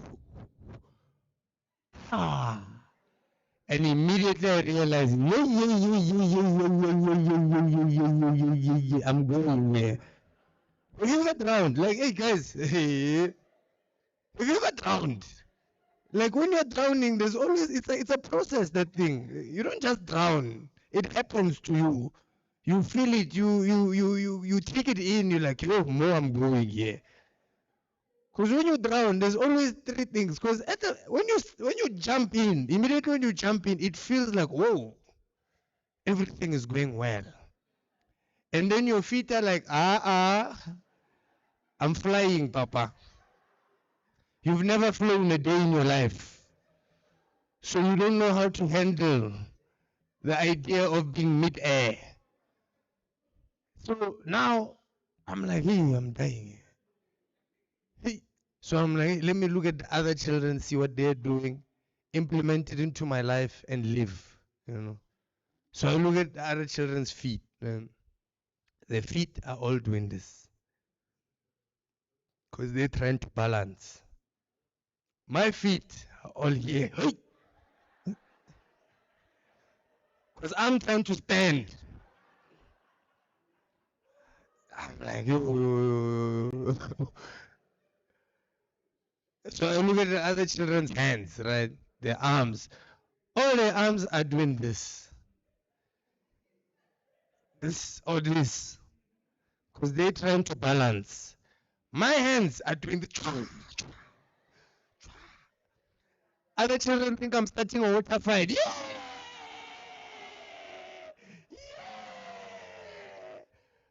I'm like, yo, here I'm gonna die here. So I started calling out for help. I'm like, Papa, Papa, Papa. He was like, I'm not your father.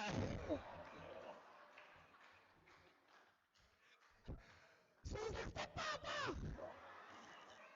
step Papa.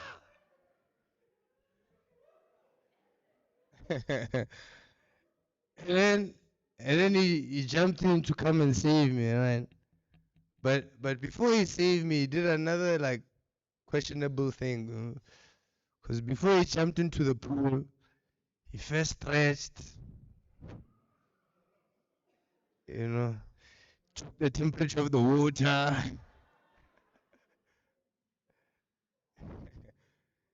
you know, and then jumped into the pool. Ah.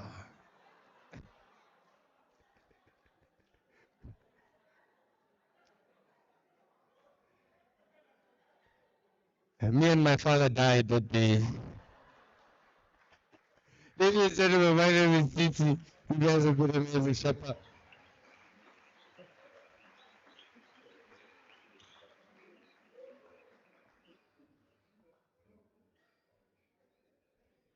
Oh, I need to gather myself now. Titi will be back. Guys, we are going to start the certification process. And I suppose it raises the question of any of us born before 1994, did we learn swimming the official way by going to school? Because I was pushed into the pool by a bunch of Afrikaans boys in Paul Petersburg. That's how I learned to swim. So it's just interesting to be like, did any of us actually go for swimming classes? But well done for that story. And I think it links to everything that we've really been saying today. You know, when you swim, swim against the currents. Even if you can't swim, it's what Miss Nokolo said. Just paddle, watch what's going on around you, and then keep it moving. It's the issue of going forward. And we did have a discussion about intellectual property. So any of the innovators who take on Titi's idea about the mic and about the Bry smoke detector. I think you must have a chat with him afterwards. But we are going to get to then the official proceedings. We're kicking off the certification. So I would like to please bring up to the stage or call up to the stage Mr. Sibusiso Malindisa in the room. Okay. Professor Alex Guvareja. Did I pronounce that correctly? And Professor Healy, and they will present the science campus poster and exhibition certifications. So I don't know which way do you want to start?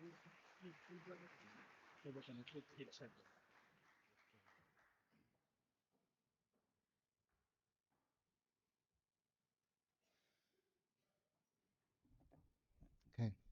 Good afternoon, colleagues, once more. This is the time we've all been waiting for, and I've got the pleasure this afternoon to present to you the awards for the Science Campus. So some of you who were at the Science Campus on Tuesday would have noticed that we had a number of exhibitions as well as poster presentations. These ranged from drug discovery, looking at mushrooms to cure disease, looking at water cleaning, generating energy from waste, you name them. So today we are awarding those guys who came up top. So starting with the posters, and number 6, we have Miss W. Mungangi, who has presented the green synthesis of porous geopolymers for eco-friendly water remediation.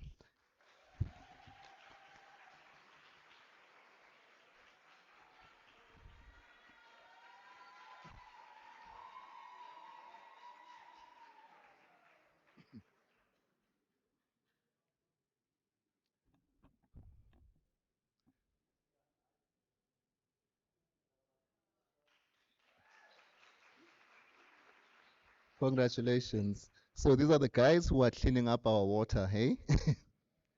Coming up in the 5th prize, we have I Nompecheni, who has developed electrochemical sensing.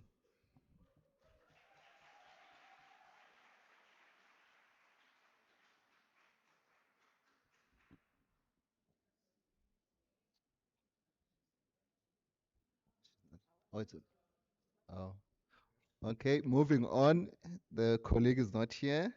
And then for the 4th prize, someone who was looking at enhancing photocatalytic hydrogen production for self-sustainable agricultural drones using silver plasmonic. And this is awarded to T. Alango.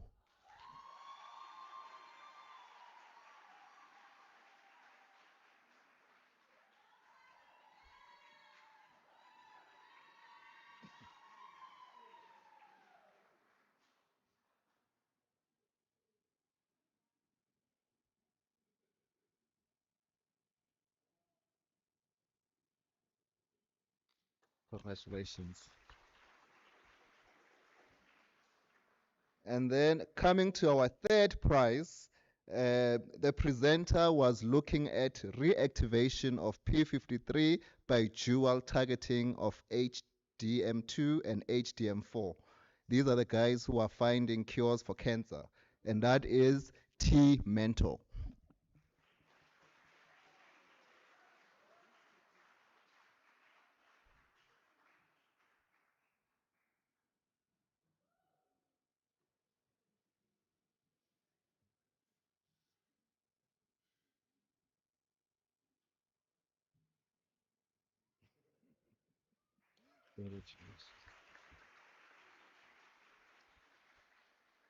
And then for the second prize, the presenter was looking at transition metal oxynitride cathode nanoparticles for palladium proton exchange membrane fuel cells. And that is awarded to N. Onkoba.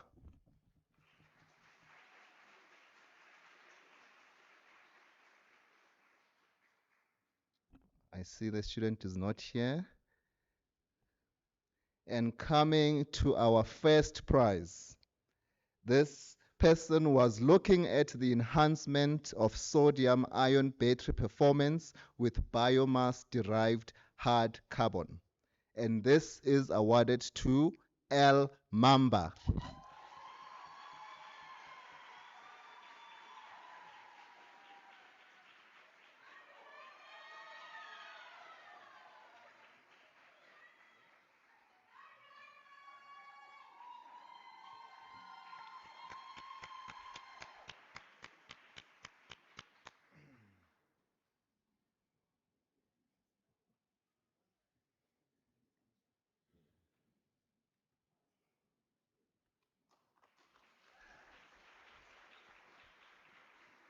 Congratulations to all of our poster presenters.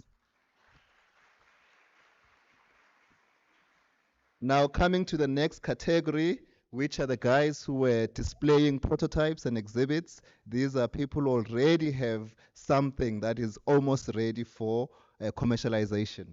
Now coming to the sixth prize, it is the team from the Unisa Science Engagement Center. Anyone from the Unisa?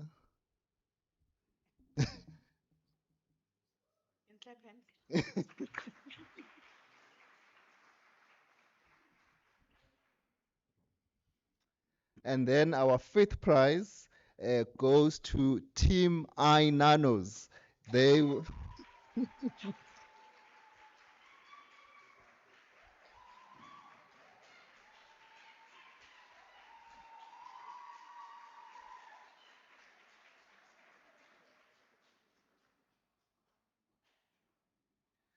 So the team at Inanos were looking at advanced water treatment options.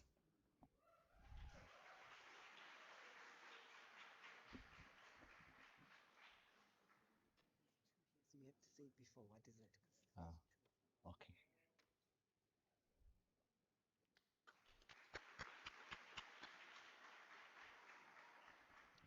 And for our fourth prize, we have Team Chemical Engineering who were brewing beer. That's Unit 3.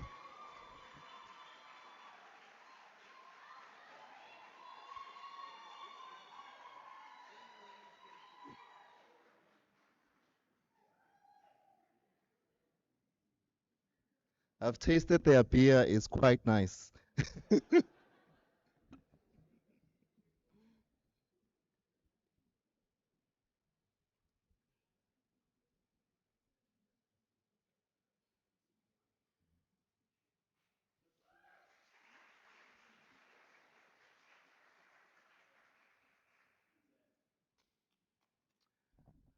Coming to our third place, these are the guys who are advancing our drone technology, and again, that is Team Mechanical Engineering.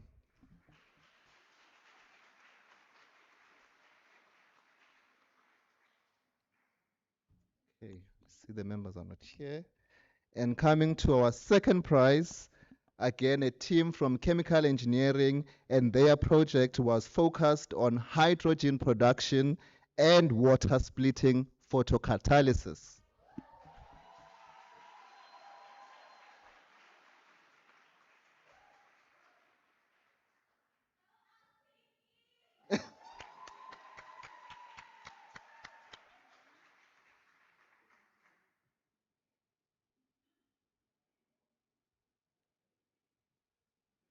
Okay, now coming to our big winner. A drum roll, please, for our number one exhibitor. And that is the team that was focusing on using waste to generate energy. And that is team from the Institute of Catalysis and Energy.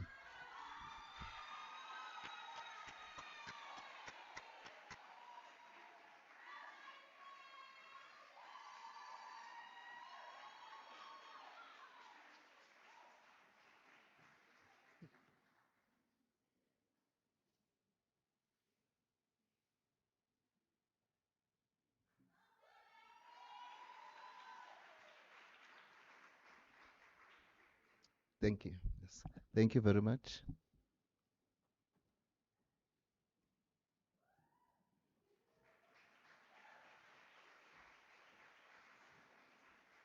Well, congratulations to all the winners. I'd like to call up now for the postgraduate students showcase, Professor Mbata, as well as Samkelisiwe Makanye.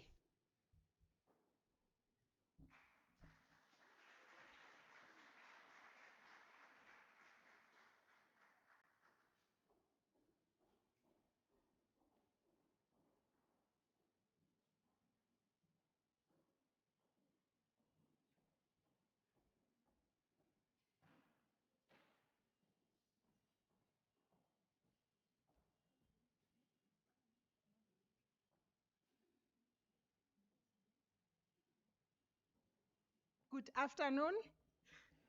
We are going to give the awards to the postgraduate students that presented under the category of postgraduate innovation showcase. And here we have three disciplines in two different qualifications. And then now we are starting with the natural and physical sciences discipline. The second runner for master's category, we have Awed Al-Krim Mohammed Ismail Ibrahim.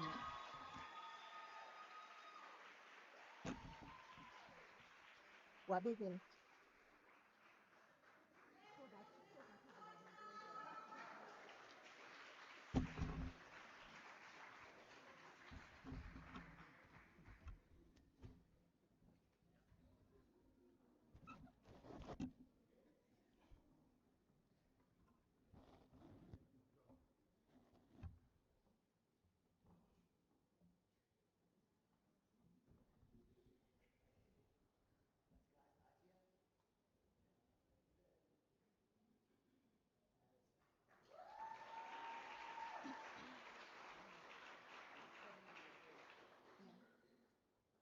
And then we have two first runner-ups here. The first one, the competition was very tight here. The first one is Noam Momanyi.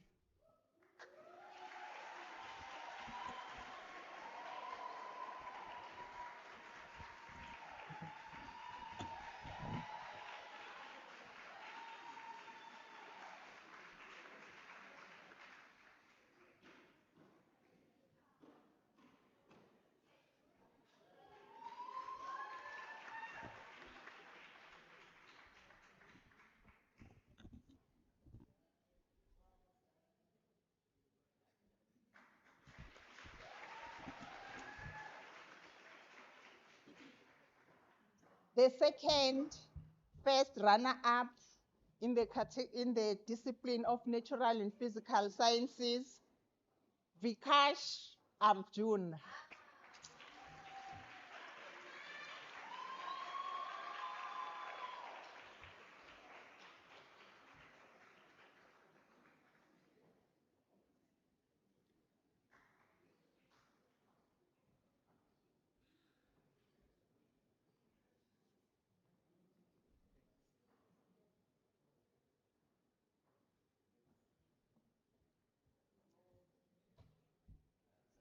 Yeah.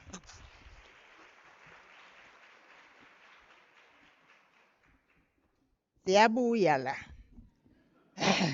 We are presenting people, we are awarding people that will be able to solve the problems of our country, of our continent, and of the world at large in the future. The best oral presentation was by Anulowapo Sola Kolade under Natural and Physical Sciences.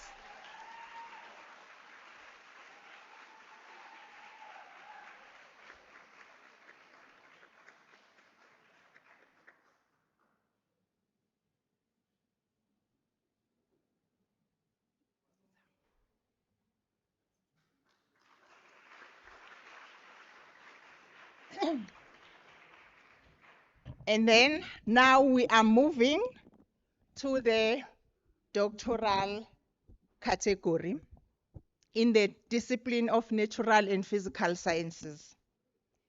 The first runner, here we don't have the second runner, we have two winners.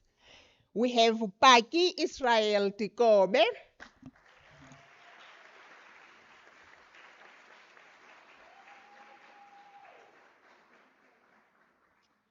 He is not here. We will mail his certificate. We have the address.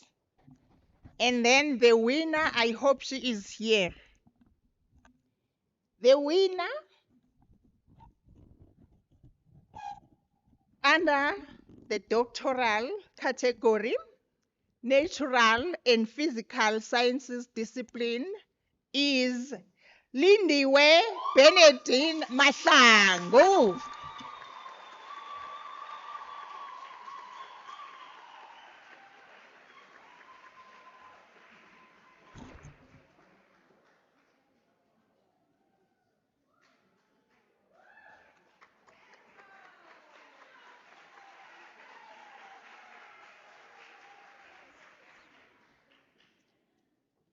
See, we have young minds that are leading, and they know that competition has to be healthy.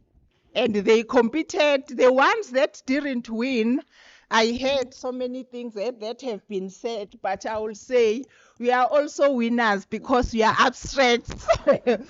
We're of good quality, hence you were invited to present. Please don't lose hope. There is next time for you. Don't concentrate on what was said earlier on.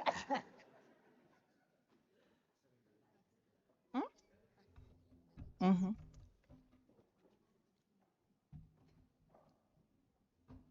I'm not against you, say.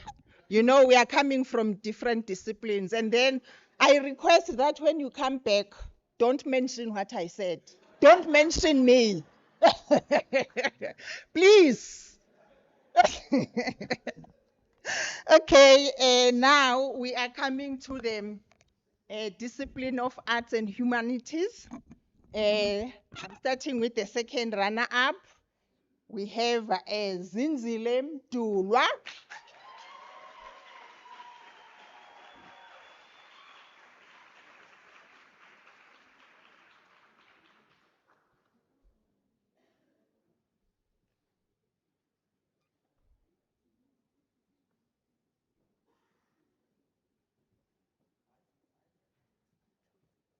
Okay, arts and humanities. Sorry, Mdulwa. Apologies. We also have trophies for the winners, and they came late. We'll start issuing them now, but the ones that didn't get their awards, they can come and get their awards after the presentation of all the awards. I thank you.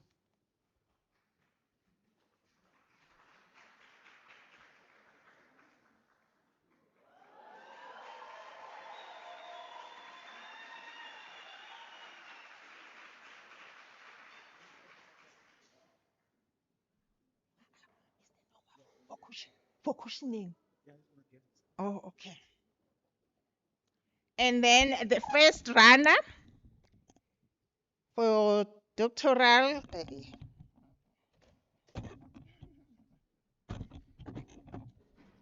The second runner. Yes. The second runner for the master's oral is Matome Michael Makwela.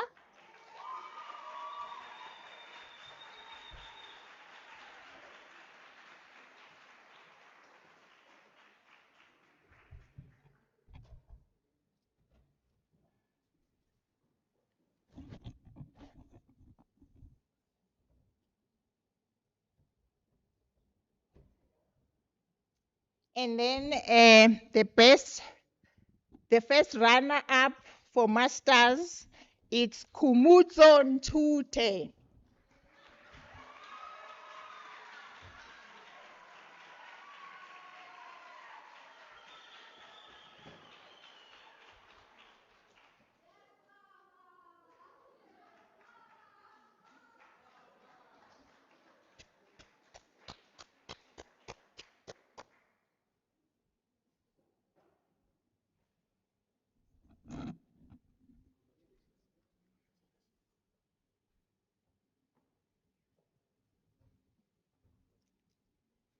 And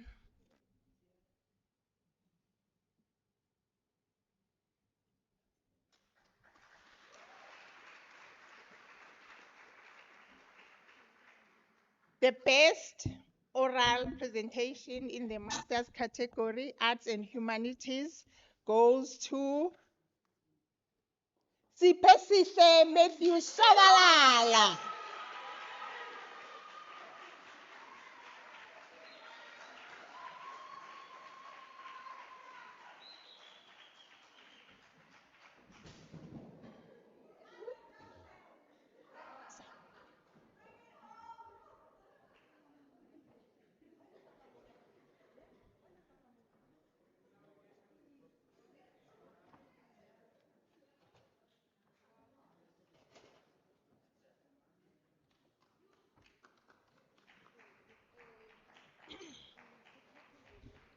The first runner-up for the doctoral category in the discipline of Arts and Humanities goes to John Francis Mafuko.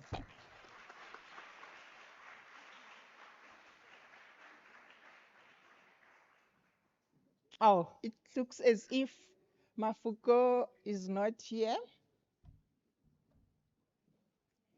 The best oral presentation in the category of doctorate in the discipline Arts and Humanities goes to Ashenafi Alemutana.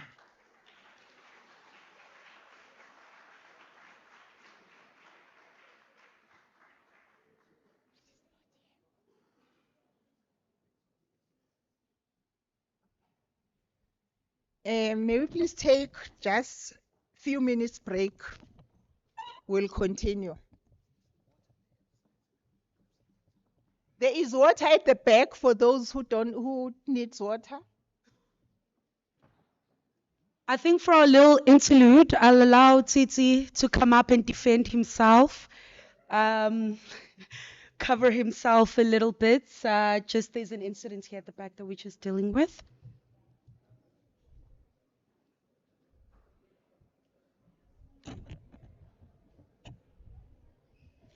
So it's just a 5-minute break, ladies and gentlemen. When we come back, we continue the certification and we'll hear how Titi and his father survived that swimming lesson after.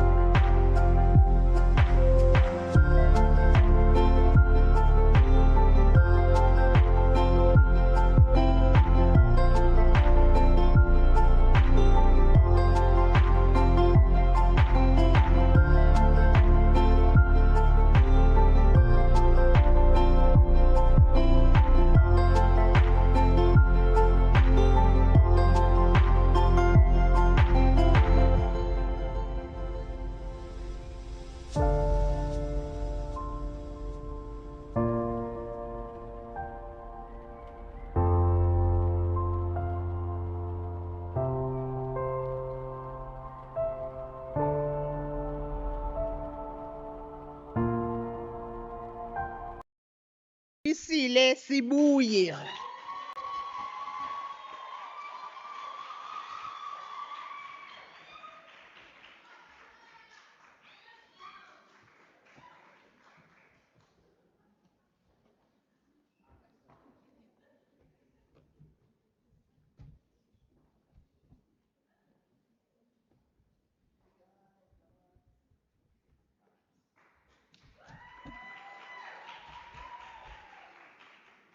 The first runner-up master's category social sciences discipline is Zekethelo Zulu.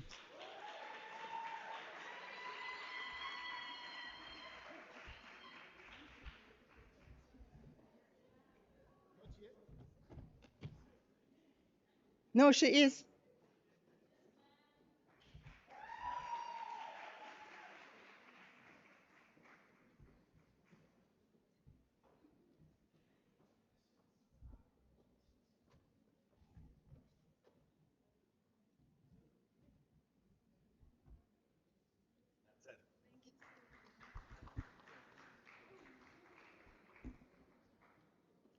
And then the best oral presentation was done by, in the master's category, social sciences discipline, was done by Lihlohonolo Daniel Matias.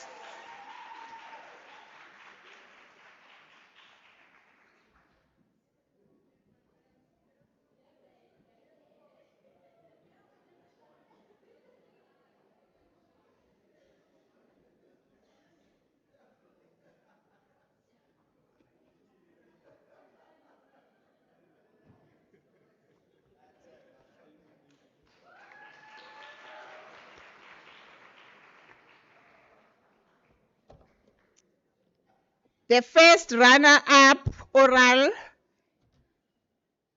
under the category of doctorate in social sciences discipline is Joel Edward Morrison.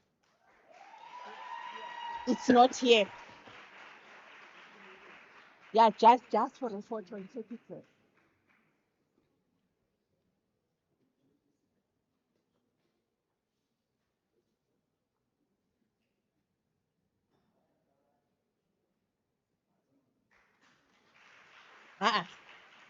Did you?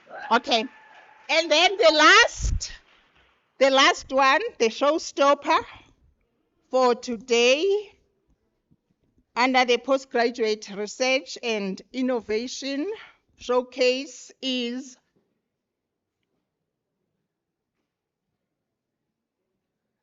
let me start afresh. In the category, doctorate category, social sciences discipline, and the best person that presented is Katuchelo Matambele.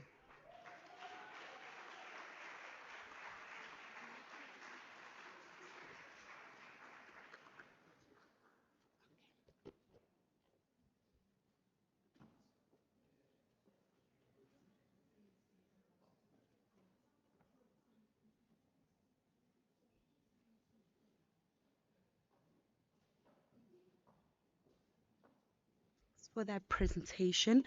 So we still have one certification process that's upcoming. And I suppose as the winners were coming up here, I was curious to know whether Titi and his dad got the Best Swimmers Award on that day.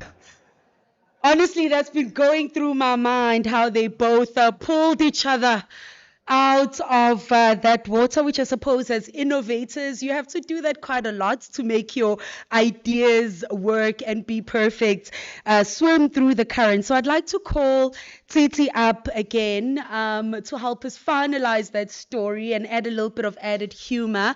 The final part of the ceremony will be handled by Miss Nokolo, who will give that grand prize. And I thought it was a nice one to do, seeing, someone who went from using her confidence and her skills to start her own baby. I think it makes sense to be the one that delivers that award. I am also going to run off to the B20 and G20 in Sandton, where I surely will be speaking to some of the business leaders there about some of the innovation that I have personally seen here today, and really the need to fast track investment and collaboration, because all the innovation that I've heard today, winner or not, is really ideas and innovation that not only South Africa needs, the continent, the global South, and even developed countries need. So I think I'll leave you with the word of saying, keep on with that fight and keep pushing, keep building, keep innovating. And then I'd like to call Titi to tell us how he came back from the dead.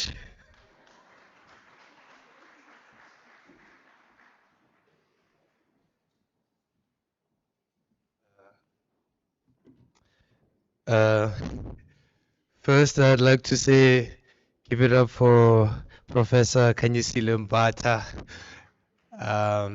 Yes, you heard she said I should say nothing, um, and therefore I will say nothing. Because when she came up here, I could tell we all went back to high school or whatever school we come from. Because when she said, "Good morning, children," all of us we did it like we did it in primary school. Good afternoon, ma'am. How are you? Fine, thanks. And how are you, ma'am? But also, I want to say congratulations to everyone, all the winners. You're all winners.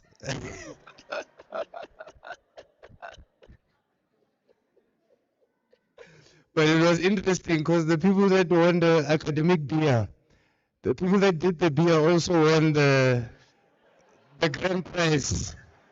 So it shows that that beer works. I won't lie. What are you going to call that beer? Academic beer. And because it's Unisa, you must say you can drink it at home.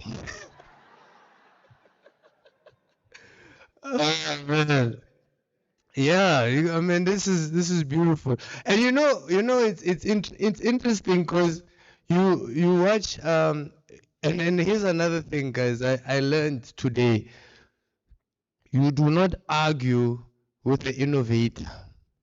You, because innovators don't see things the way you see them.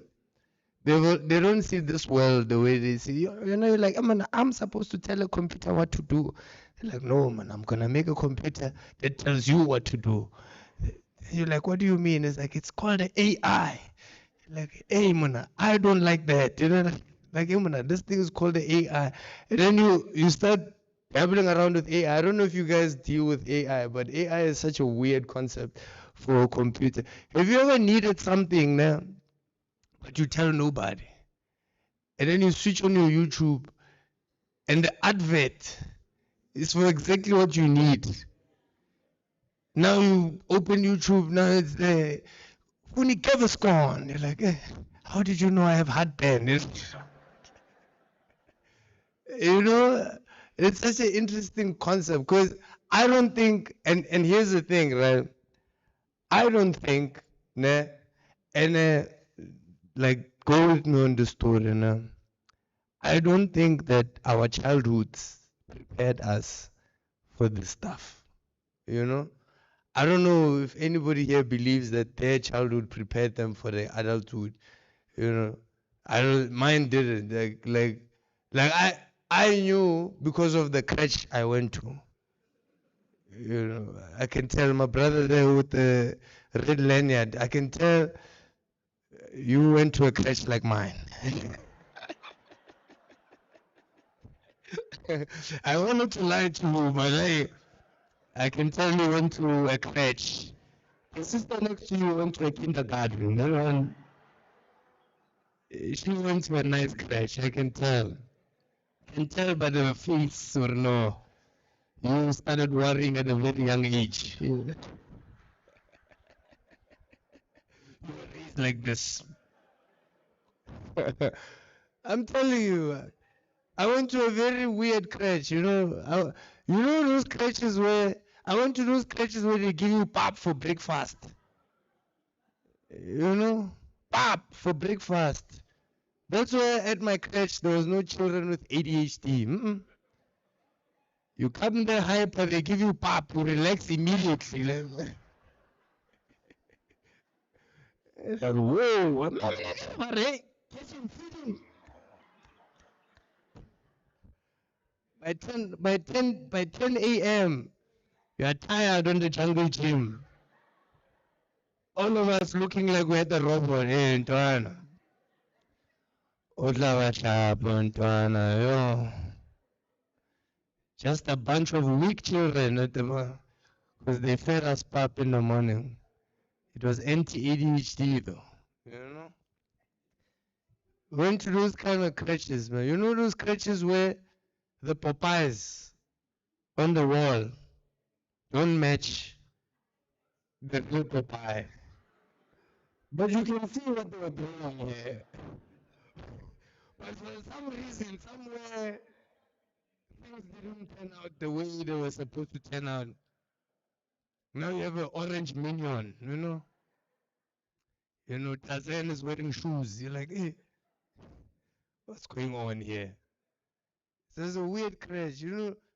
Those crashes where the teacher takes out their stresses on the children. Yeah, it happens. It happens. And you can tell whatever's wrong with the teacher based on the type of, you know, type of shouting that happens. You know, like the one time I knew my teacher got dumped. No, for real, I knew she was dumb because during nap time, right, I was sleeping, you know, and obviously at crèche we all sleep together, you know. She's like, Casey, you're just sleeping around. I'm like, "Come on." Just like all men. I was like, well, ma'am, this one is personal, you know. The one time I knew she was going through some tough times. I don't know, cause you can tell, you know, cause you know how we learn the ABCs. You know, you guys learn the ABCs with like A for apple, B for ball, C for color, D for dog. You know, they made us sing it to a gospel tune. Right? And the thing is, the gospel chorus doesn't go far. So we didn't learn the whole alphabet. At some point, we had to look back. Yeah. You know, and she would always say, hey, Maliako, Abatomamo.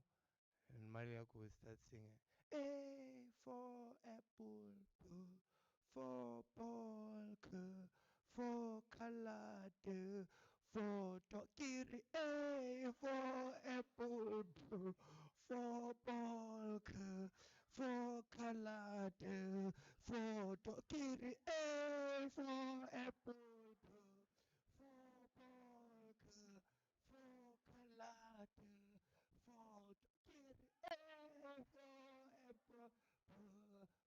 I remember one time I asked the ma'am, what comes after three? She's like, enough. She's ironic because it's E. You know?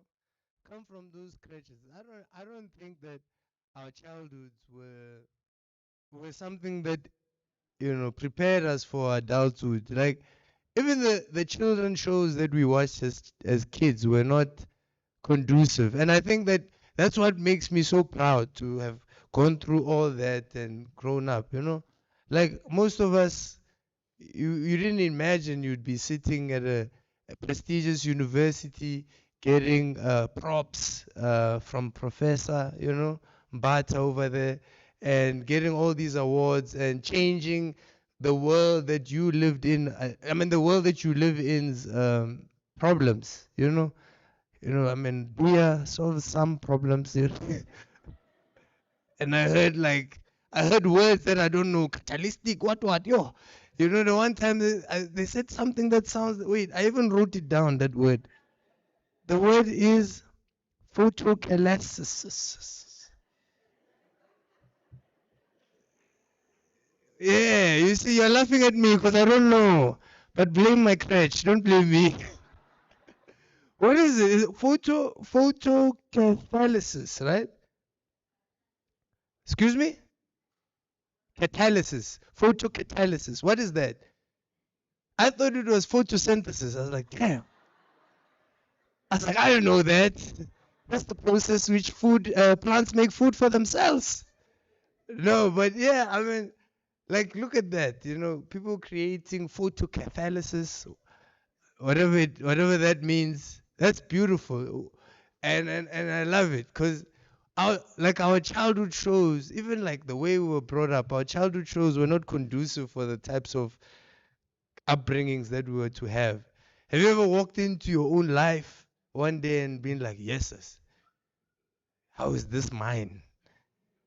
Like, and then someone tells you, I'm gonna be a man. You're like, be a man how? Like, like anime and Dragon Ball Z, like that's a weird thing. Like even the childhood shows that we watched as children were not conducive. Like our cartoon characters, like the world had cartoon characters with jobs, you know, like Postman Pat, Popeye, the Sailor Man, Dennis the Menace. Even the child has some sort of occupation. He's a menace. You can't just go and say, hey, Buffett, I'm looking for Dennis. Which one? The Menace, my brother. Like, no, he's next door with Mr. Wilson. That's the kind of, like, even a child growing up in those kind of worlds, they aspire to become something. Our cartoons here, man, they didn't have jobs, man. Like growing up, I didn't even watch Home Alone because the concept of being home alone was impossible. It was impossible to be home alone. And you know why? It's because there's always an unemployed adult there. Always an unemployed adult there pretending to take care of you guys. An adult is unemployed when they say stuff like, when your father gets back home, I'm going to tell him what you did. I'm like, what are you doing here? Why are you here at 12 o'clock on a Thursday? Me forcing us to watch infomercials. Now we're watching Desmond Due trying to sell us live cover. And we just started this life. You're like, this life is fresh. Don't worry. Like, I'm going to start covering it there when I'm 40 something. And those are, like, the world had Sesame Street.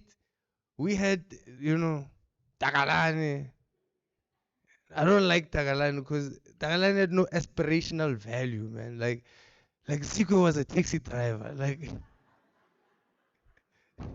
Like you understand, as a child, the person you're looking at is like, I'm a taxi driver, like I wanna be that. And everybody in your house is like, don't. We didn't have this. Moshe, our version of Big Bird, was unemployed.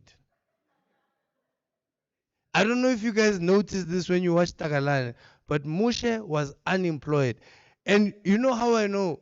Every time there was a situation in Tagalani, he'd always give an unemployed suggestion on how to solve this issue. Because Zico would come, hey, my friend, Moshe, my gearbox is broken. And Moshe would give the most unemployed suggestion to solve the situation. Because he'd be like, Zico, let's sing a song.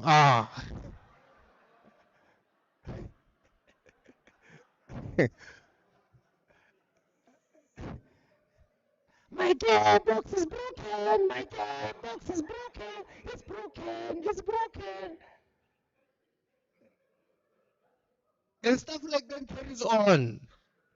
It carries on because today, when we have a problem, we sing first.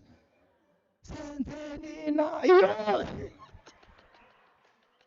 Santelina, Santelina. No, we're gonna say it just now, but we just need to sing first. We must sing first before we solve the problem. Every problem needs a song.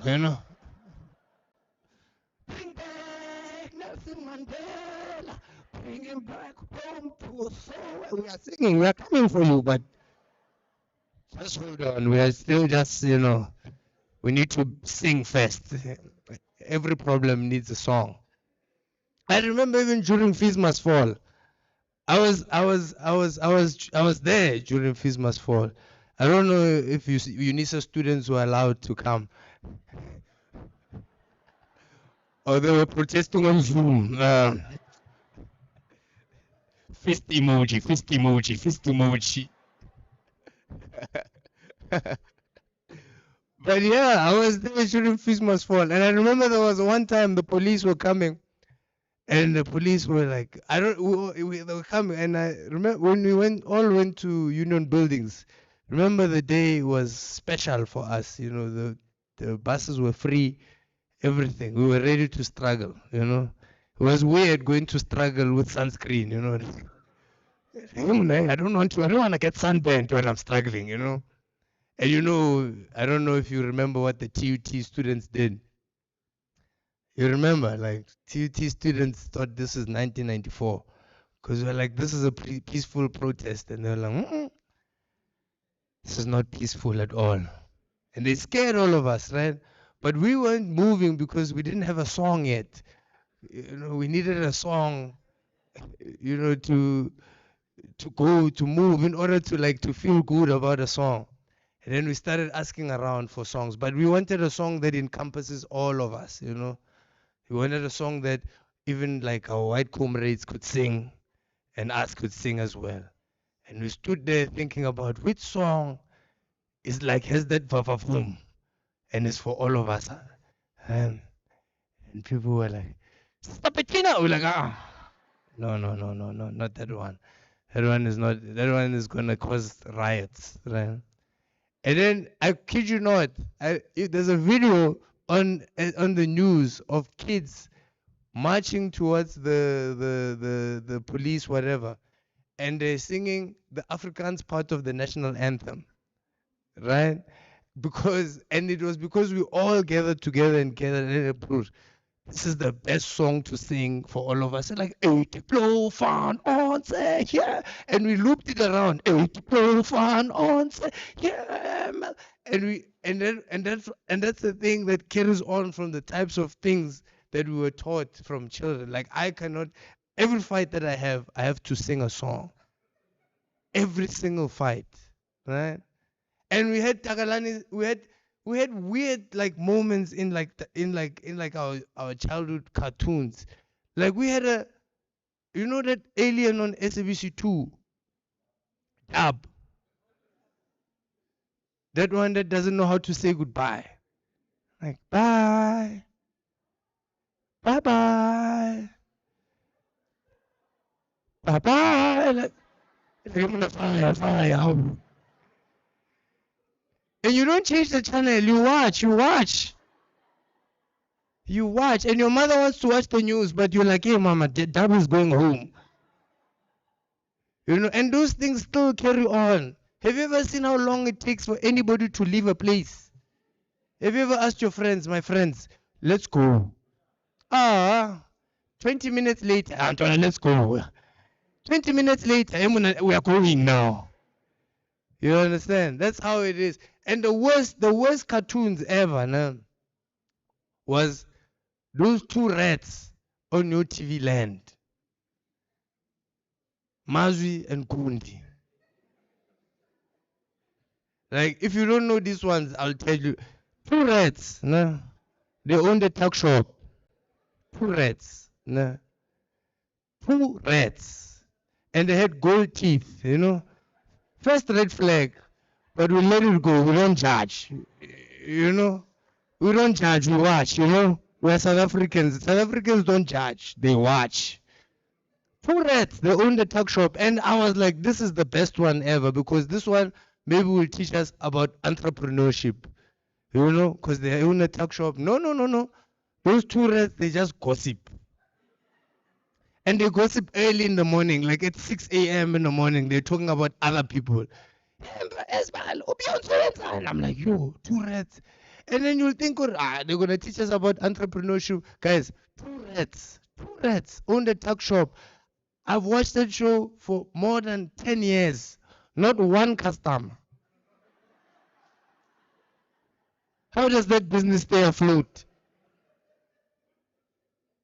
And it carries on today. How many people are money laundering? It's because they watch Mazwu and Gombe. It happens everywhere. And I think, and to be honest, like, I honestly believe that the quality of cartoon that you show your child or the quality of things that you expose your child to kind of results into the quality of person that he becomes. You know, if you grew up with no toys, you know this, because like I grew up with no toys, but that makes sure that you have a good imagination. Have you ever met a child with no toys? When they grow up, they have to imagine fun in the playground. You cut that brick, you like and you can tell, or this guy, I used to make barking. A leaf was my aeroplane, you know. But you could tell by the sounds I was making that nobody in my house has been on an aeroplane. Because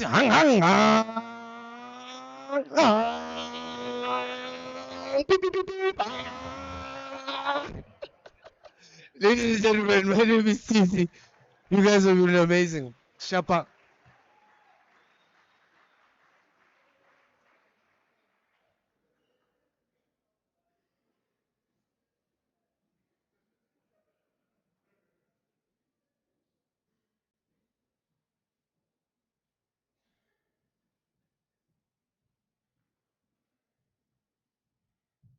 Hello again, everyone. What did I tell you? I do it all, eh? I'm now back here to MC. Maratsitsi, you know what? You're something else, I'm telling you. Let me just see here. We are finishing up with a couple more awards. Thank you so much, Titi, for laughter. Yes, laughter really is the best medicine, guys. You can leave home feeling whatever you are feeling, but the minute you start sitting in a room or you are with friends or wherever you may be and there's laughter, your whole being just lightens up, doesn't it? So thank you so much for lightening it all up, Tsitsi. We really do enjoy these sessions of yours. Next, we are going to call up. We're going to call up. Let me see, Yongama, Square.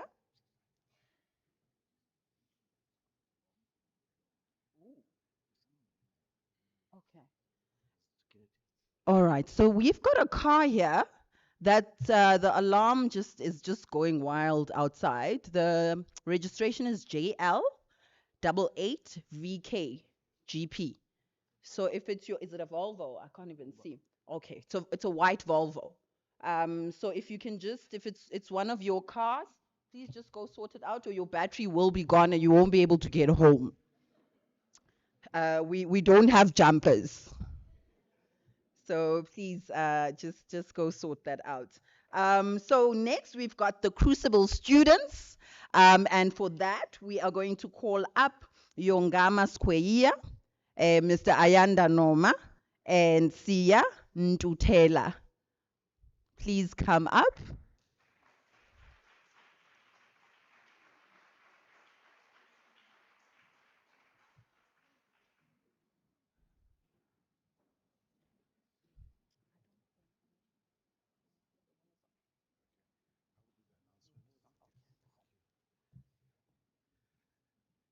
Good afternoon, everybody.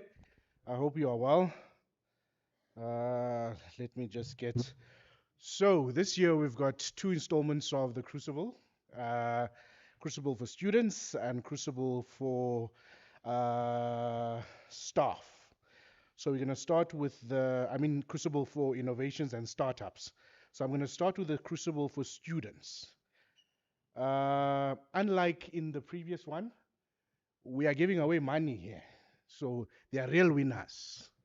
You know, there's cash involved.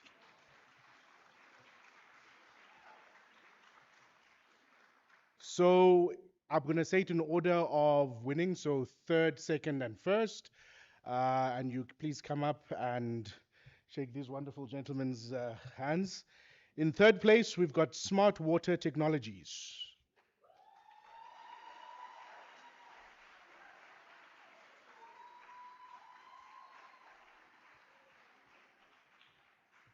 Congratulations.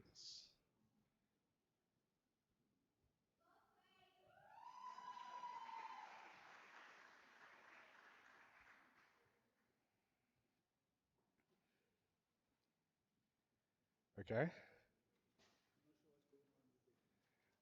Don't worry, your check is your check. It has your name on it. All right, let's maybe just have the picture. Oh, wait. Smart water. No, no, it's not that one. It's the crucible.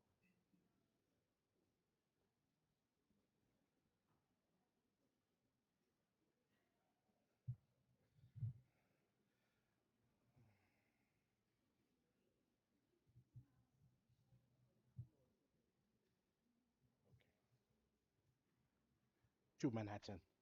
Is it going back to Manhattan? Yes. All right. Shuttle to Manhattan Hotel is about to leave. If you need to be on that shuttle, I would urge you to go. The shuttle for Manhattan is about to leave. It's not a long distance to walk, but yeah, I would urge you to take the shuttle. Oh, awesome, awesome. Thank you so much. And in oh, lovely.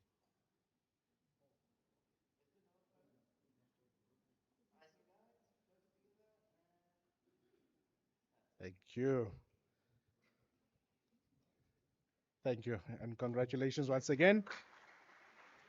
In second place, we've got Waste Wealth. Waste Wealth.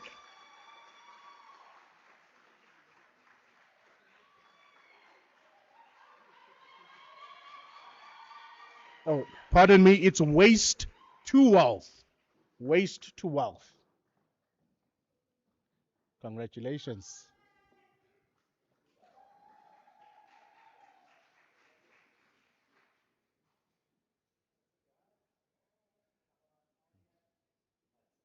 Awesome.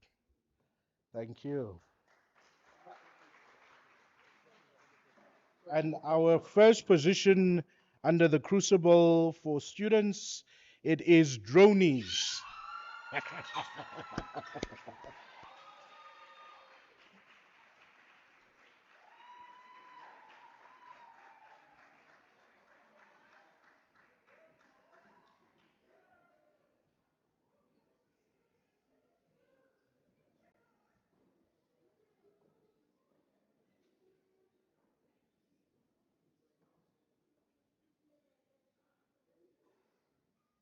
Each one can keep it Monday, Tuesday, Wednesday, Thursday. You know. Yeah, there we go.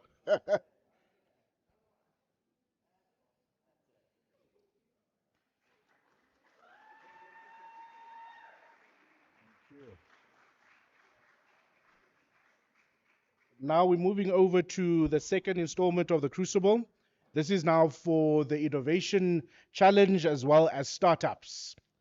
And in third position, it is Prof. Ngwangwa Dental Implants.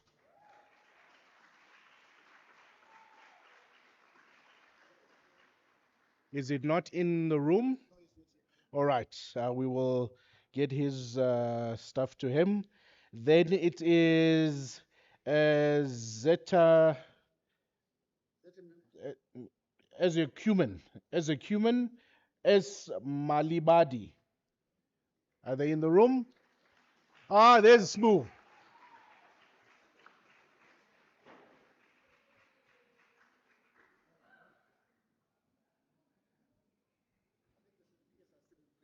Okay,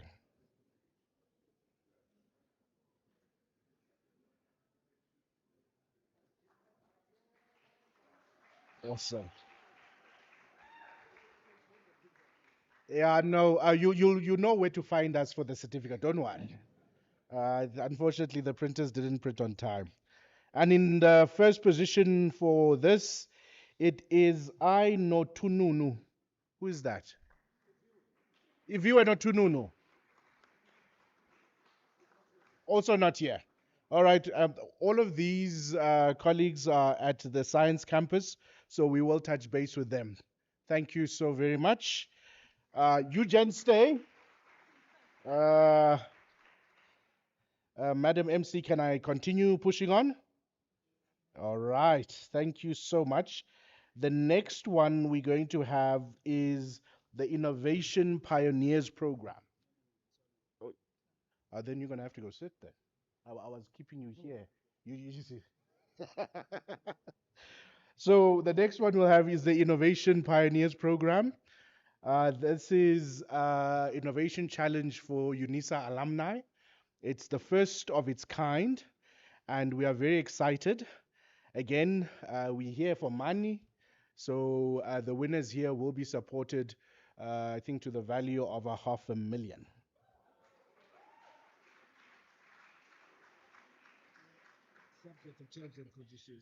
But all things are subject to terms and conditions, so you must perform in order for you to get all of these things.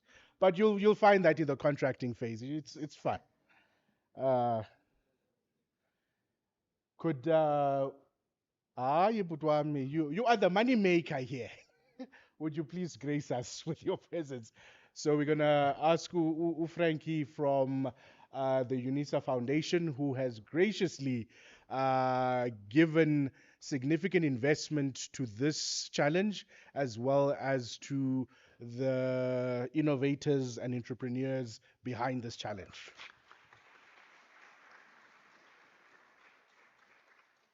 So there is no order because they are supported to the same extent. And we've got here Caroline Matenji,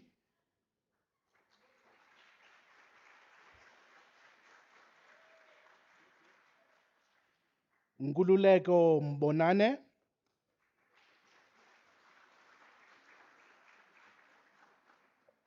Hope Mapeto,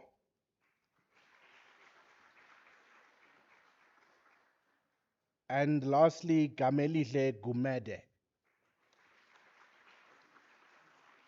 Are they not here on such an auspicious occasion? Hi guys, no, can I have it, please? No, thank you so very much, gents. You can go down. Thank you. Next, we've got our strategic partners in the city for the Tshwane Youth Challenge. And for that one, I'd like to bring up Mr. Isaiah Engelbrecht as well as Dr. Fagude. Thank you.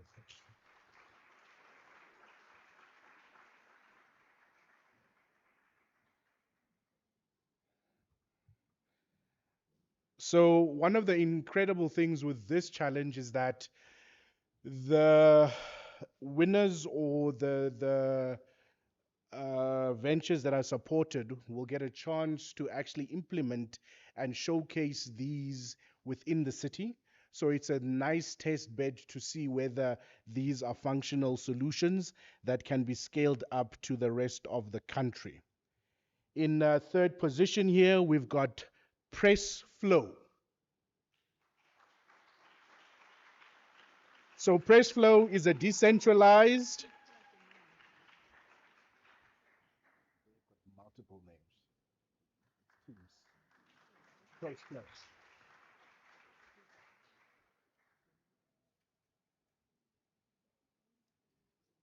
Okay. Okay. What's your name? There's Lerate's thing. There we go. So as I was saying, Pressflow is a decentralized, community-focused conduit for hydropower model. So it's a very interesting thing around hydropower for the home.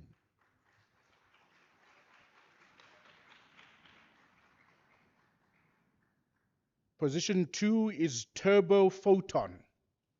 Turbo Photon.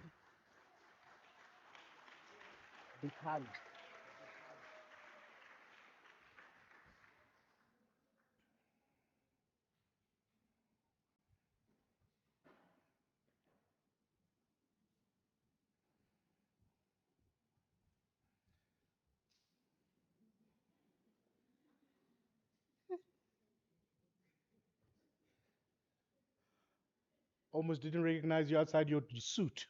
Well,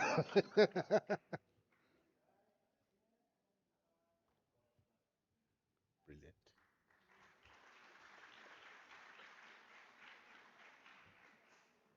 Then in first position, it is the Matimba. Oh, sorry, by Matimba is the green microgrid. Matimba green microgrid.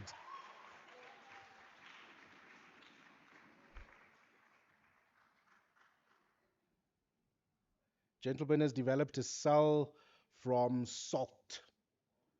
So a different kind of battery to the ones that we are currently using.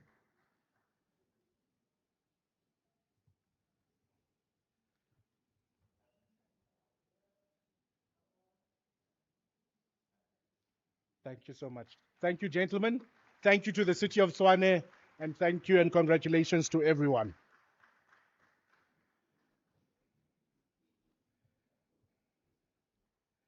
Next, we've got the forge.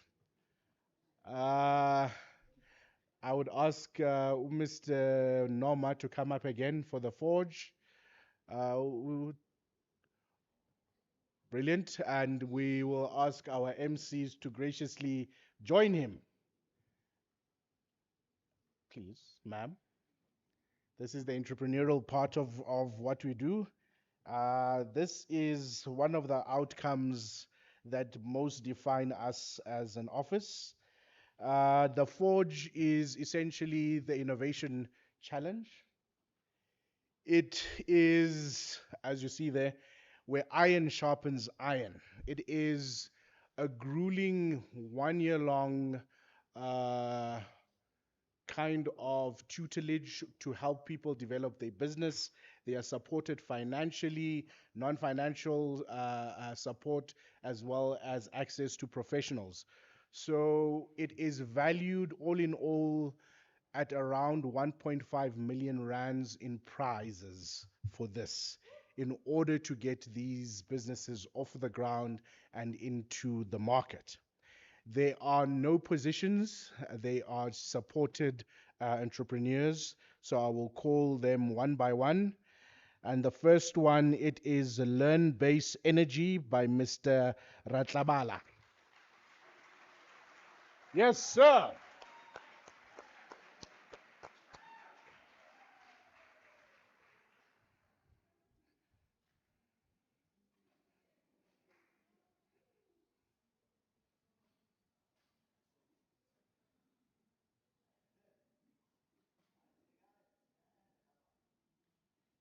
Awesome.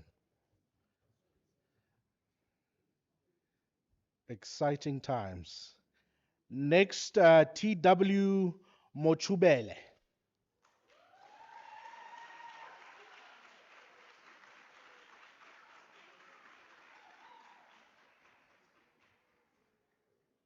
Congratulations. And his startup is RAA.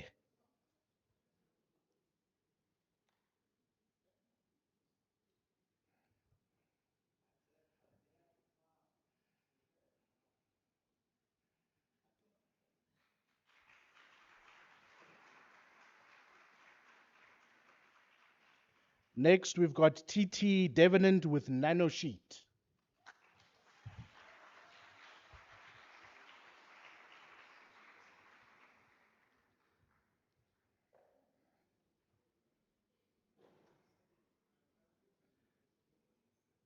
The future of solar on a building.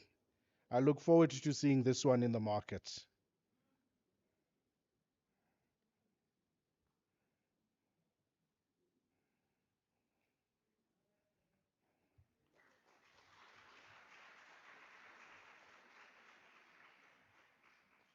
Next, we've got the Military Tactic Operation app by KH Mapopa.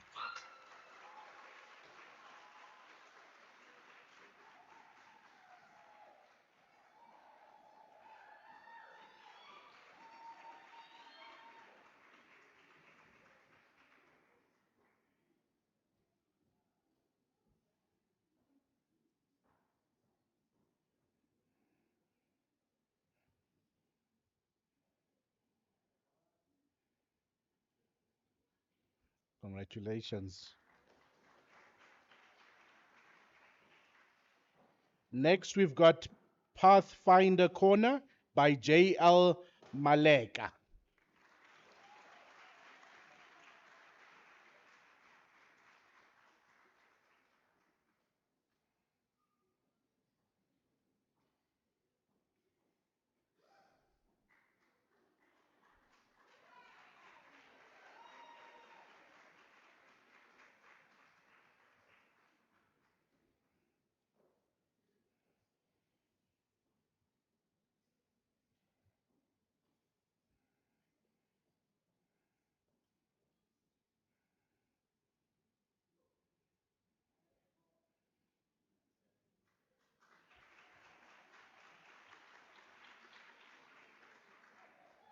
Next, Somagwaza by Z Mxoli.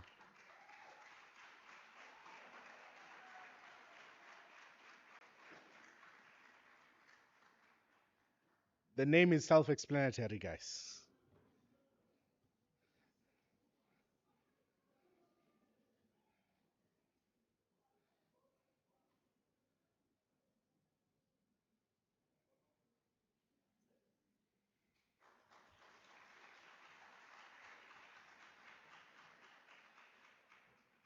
Next, we've got FRP Bio Dryer Filter by BB Mtwevu.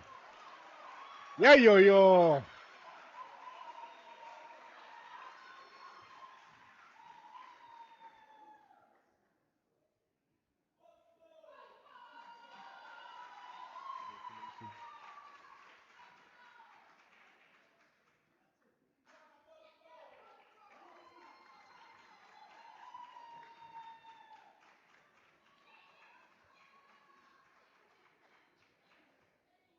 Then we have the AR VR Science Lab for Underserved Schools by MA Jalia.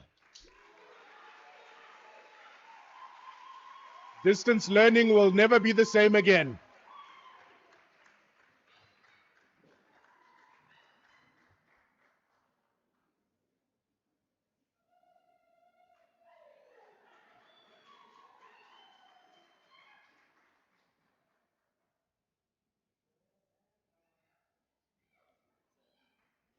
Thank you.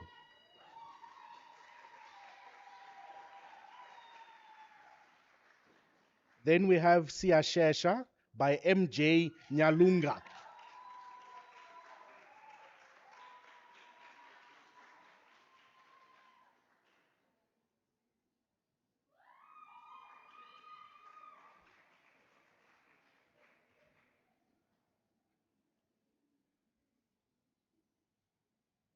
Well done, Joe.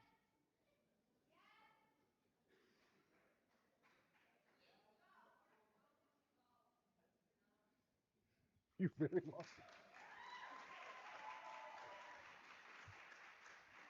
It's always interesting the journey that we walk with our entrepreneurs. Fond memories. Next, we have one of our most proliferate winners. Sir, I don't even need to name you. Do your thing. Buso.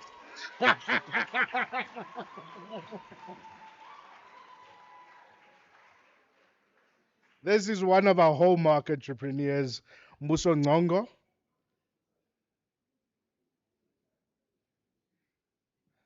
And he's found a way to kill pathogens in restaurant kitchens.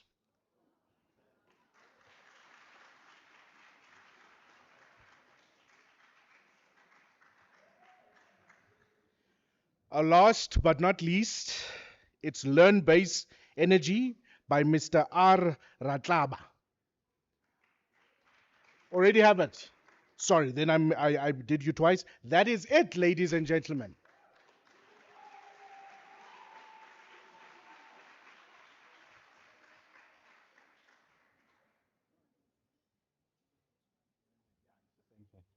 It's the one we didn't give him. Yes. We're done. Thank you so much. Over to you, ma'am.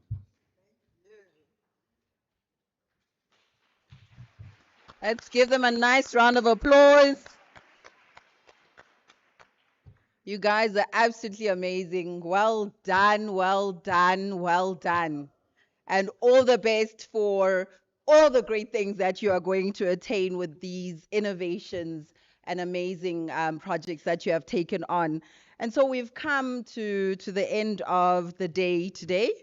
We are going to we're going to ask Mr. Noma to please come up, and he will do the close for us. But before that, there will be a video that will be put up on the screen just to give, a highlight of these last 3 days and how amazing this festival has been. And then Mr. Noma will do our closing for us. But after that, we don't get to leave. We go outside and we take some nice snaps and pictures because pictures keep the memory alive. So no one must go. We take nice pictures and then only can we go home. Is that fair? Wonderful. All right, let's have the video and then Mr. Noma will come up for the close. Thank you.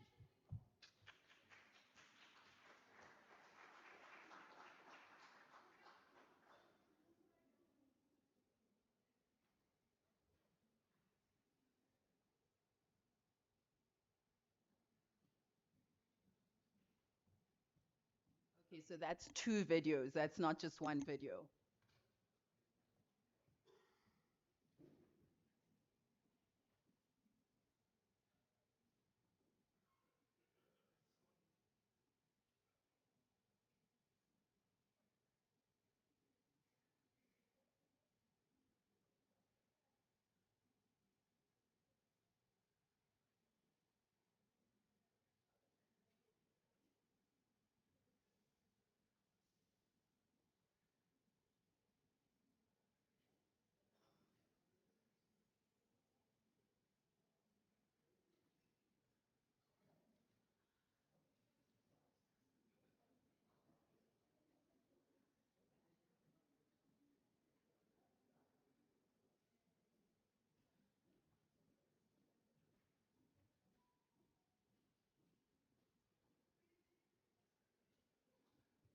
Sorry, colleagues. I don't know. Should I continue? I'm just worried that time is not on our side. I know there are people that have got to leave.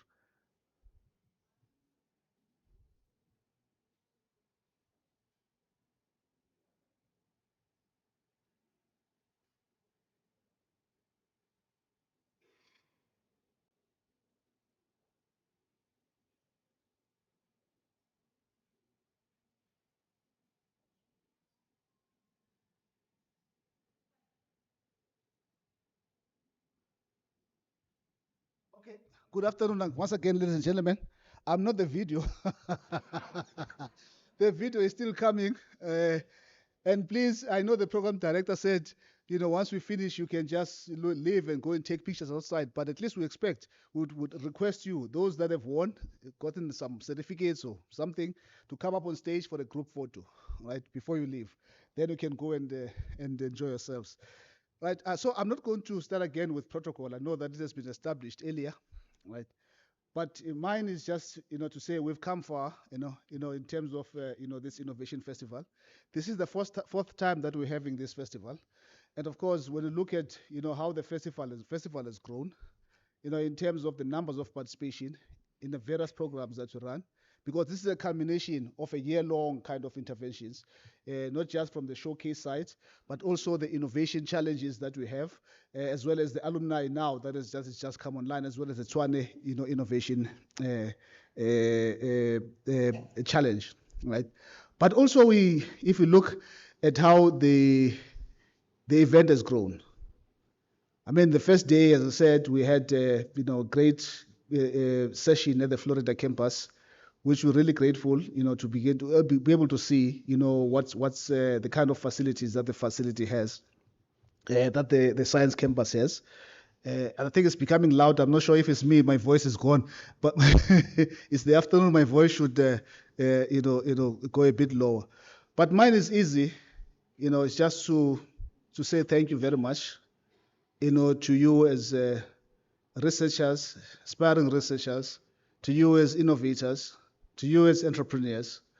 I say thank you very much, not just for participating. I mean, we create these programs, really for you, but for trusting us with the process, but also for trusting us with the dreams that you have, and actually coming forward and with the brilliant ideas. The reason why we wake up in the morning, at least from our side, from the directorate that we have, so anybody that has a cell phone on, we're going to charge you 50 rands. Please, you can leave it. You can leave the 50 rands, on the side, right? The reason why we get up and go to work is because of the dreams that you have. It's because of these ideas that you have. And of course, we wake up because we want to show up and be the best, that we can be, to be able to assist you, next year with the work at that the you do. Unisa Right? Innovation Festival. And thank you so much. And I see I'm competing with the video now, but it's okay. It's coming. But thank you so much, for putting your faith, in us and allowing us to be able to be part of your journey. And we truly appreciate. And I think we deserve a round of applause.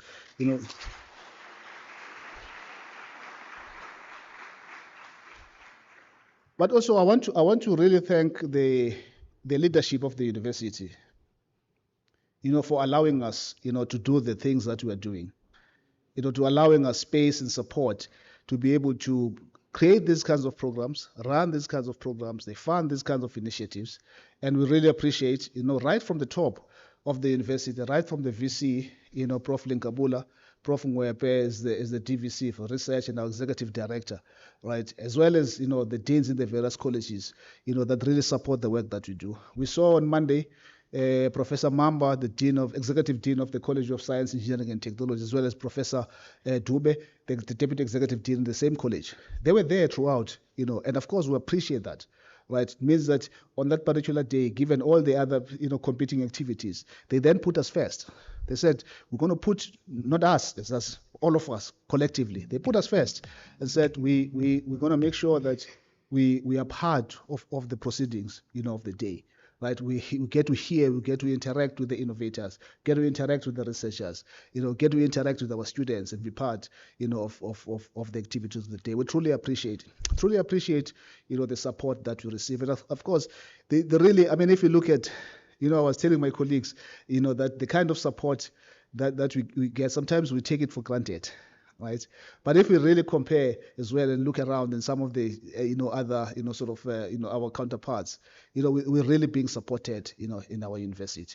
University supports innovation. University supports the commercialization. University supports research. University supports the capacity development initiative, making sure that we generate the next researchers, the next innovators, those entrepreneurs that are going to change the world.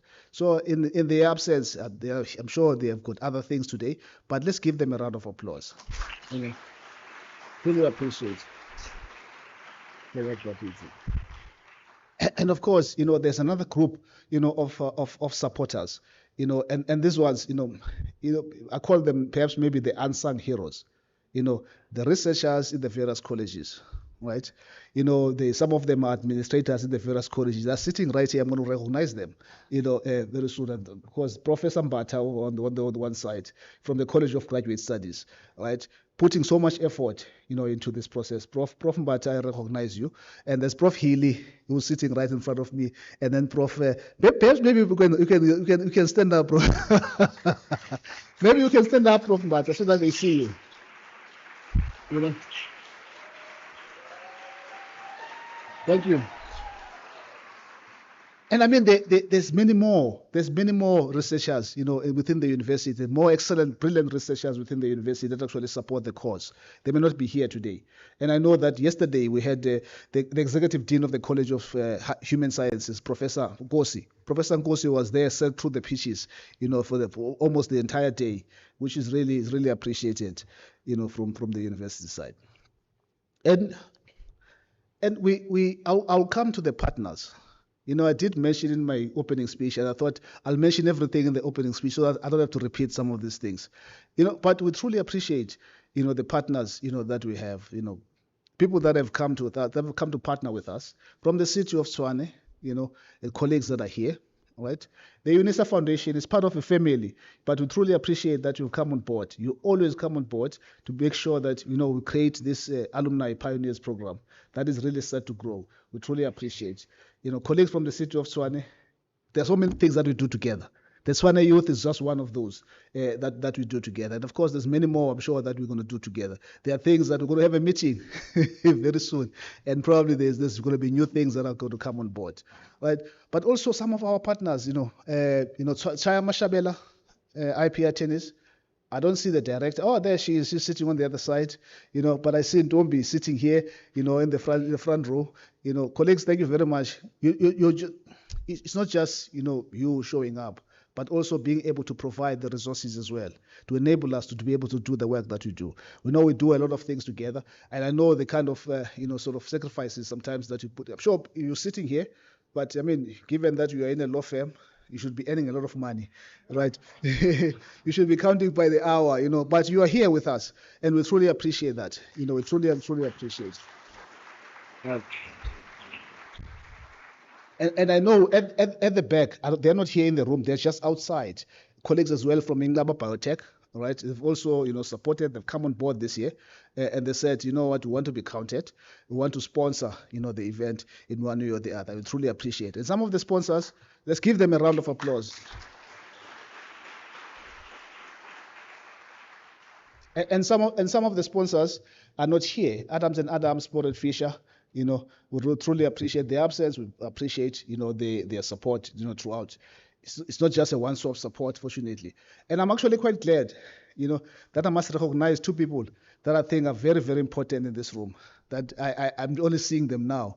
And I'm going to recognize them simply because, at least now they get an opportunity to see some of these things that are happening, but also understanding that they are the future, right? There are two learners sitting there. I'm sorry to pick on I'm not picking on you, but I want to recognize, I appreciate the fact that, of the program that you have, you're seeing fit as well to come and see what's happening in here. The great things that are happening. There are great people that are doing great things, that are trying to change the world. And all these people are showing that it's possible. I appreciate that you are here. Thank you so much. Thank you. Thank you. And I mean, starting from Monday, we had a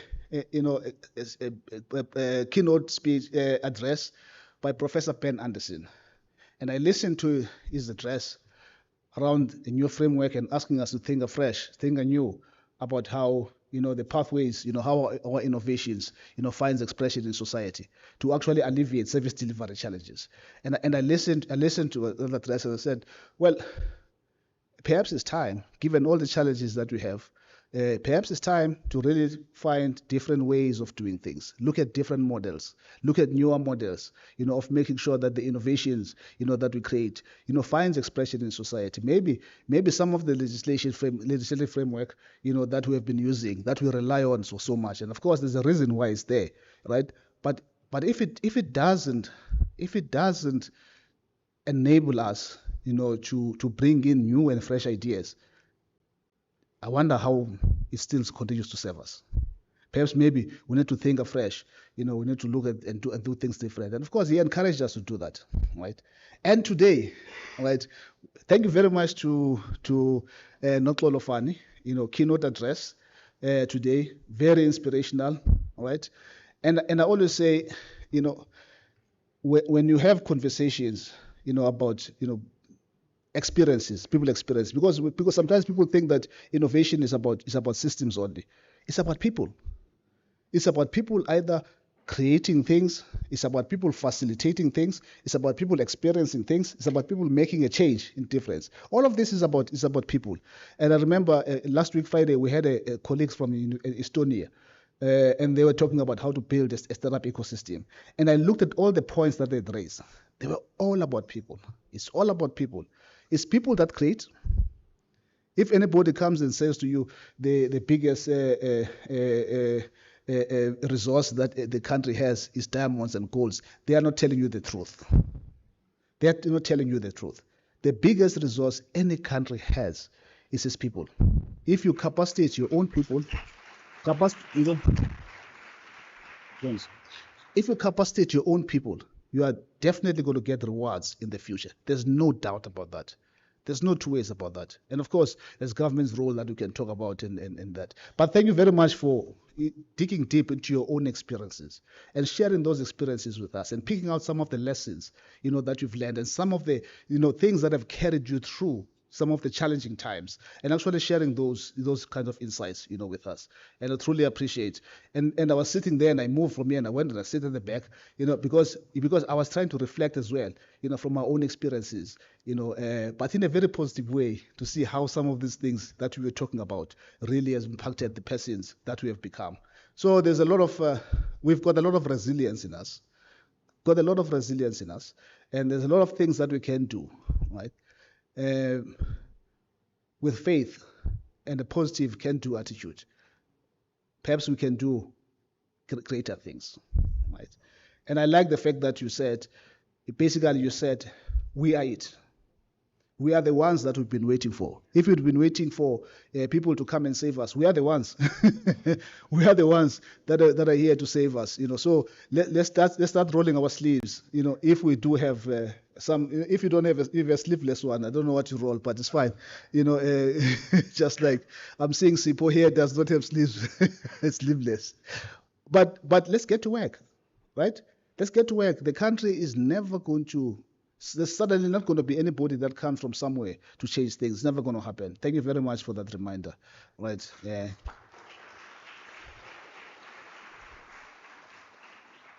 And of course, we're in stitches for most of the time, and I think for all those periods, we forgot that we may have challenges outside. We forgot about all those challenges outside, but we also learned one thing, right?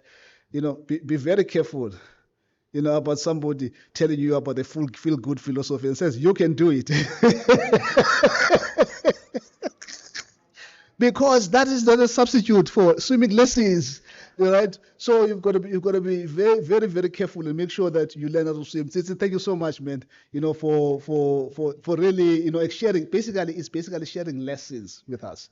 Even through humor, and we laugh at some of these things, but these are things that happen. And thank you very much for actually sort of reflecting some of this, back to us and in humor. We truly appreciate, and I'm sure we thoroughly enjoyed, the conversation, because the way I looked at it, I was like, oh, we're having a conversation. That's what it felt like to me. That's why it felt like that. This is a conversation that we're having, and it's a personal conversation. And thank you very much for making those, experiences very real for us. We've actually laughed clean.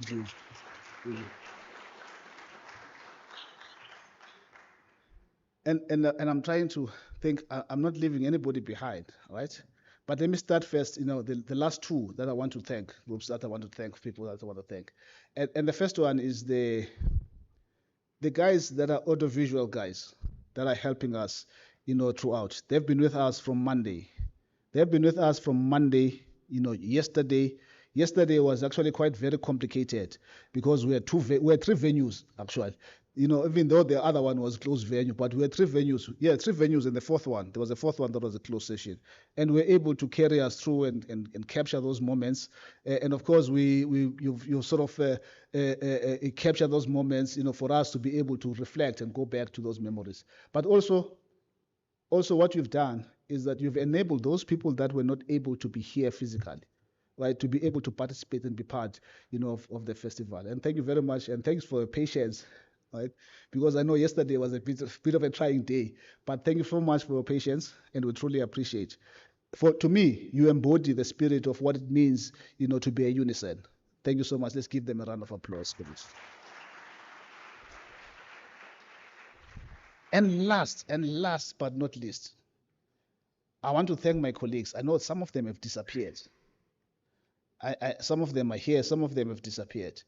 Like some of the colleagues that have been behind, not just the Unisa Innovation Festival as an event, but all the is this side, sir? Yeah, it's this side. This side, sir. I just want to make sure. Sir, there's no screams that will come out from there. I'm just making sure there's no incident, right? So I want to thank my colleagues that have actually been very instrumental, right from the launching, designing and launching the various programs, the various initiatives, going to various regions, listening to pitches, calling for research papers, and doing all that is necessary. And on top of that, putting together the event, because it takes time to actually put together the event itself. My colleagues from the DITTC, and of course the colleagues from CGS, please do stand up. Hanley, can you guys stand up at the back there? I see at the back, including this.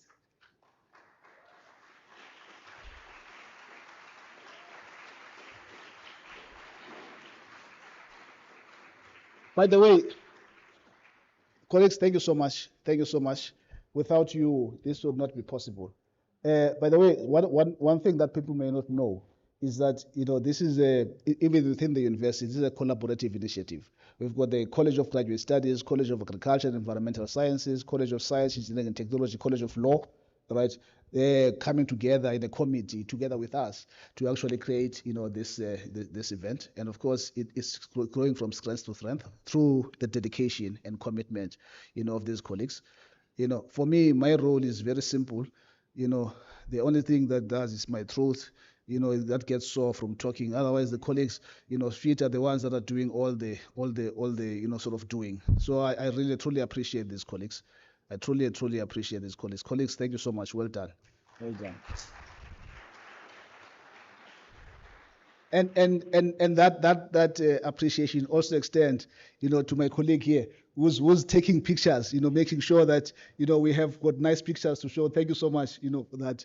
And I know there's another colleague who's sitting over there who's writing stories, who's going to produce stories, and I truly appreciate you, for that, colleagues. Yes, colleagues.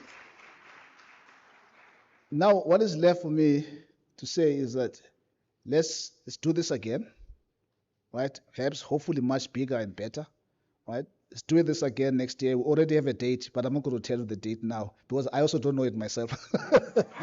But I know that there is a date already set for the Innovation Festival, Unisa Innovation Festival for 2026, for 2026. So let's see what it brings, and hopefully it can be part of the Tshwane Innovation Festival. Don't know. That's my dream. Can be part of the Tshwane Innovation Festival. Again, I mean, I'm going to repeat this as my last parting shot. Imagine all the institutions, universities in Pretoria, in Tshwane, coming together, right? Coming together and saying we're going to organize this big, event together, holding hands with the city of Tshwane, and saying that, what, we're going to showcase some of the innovations that are taking place within the university. But we're going to have conversations about what we can do with some of these innovative ideas.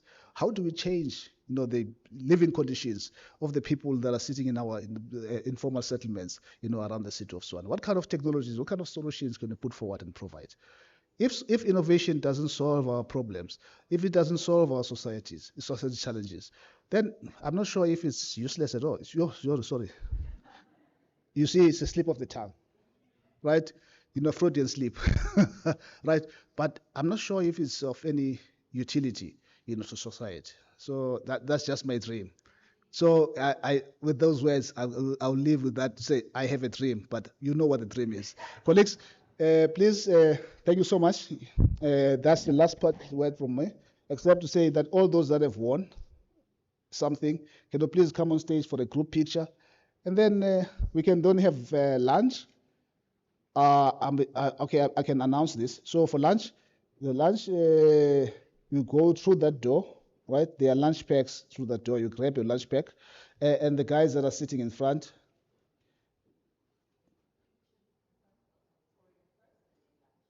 Yeah, okay. Pictures in front of the auditorium, but let's have a group picture here first, and then from there we can then do all these other things. And of course, lunch is through that door. Colleagues, please do enjoy the rest of your day.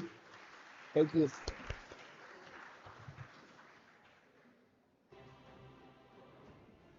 Thank you for being part of the Unisa Innovation Festival.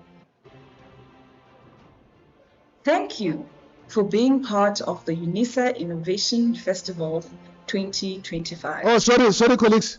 Sorry. Here's the video. I forgot about the video. Okay, sorry, I forgot about the video. Please just sit down and watch the video. A shorter version of the video, just 2 seconds. Thank you for being part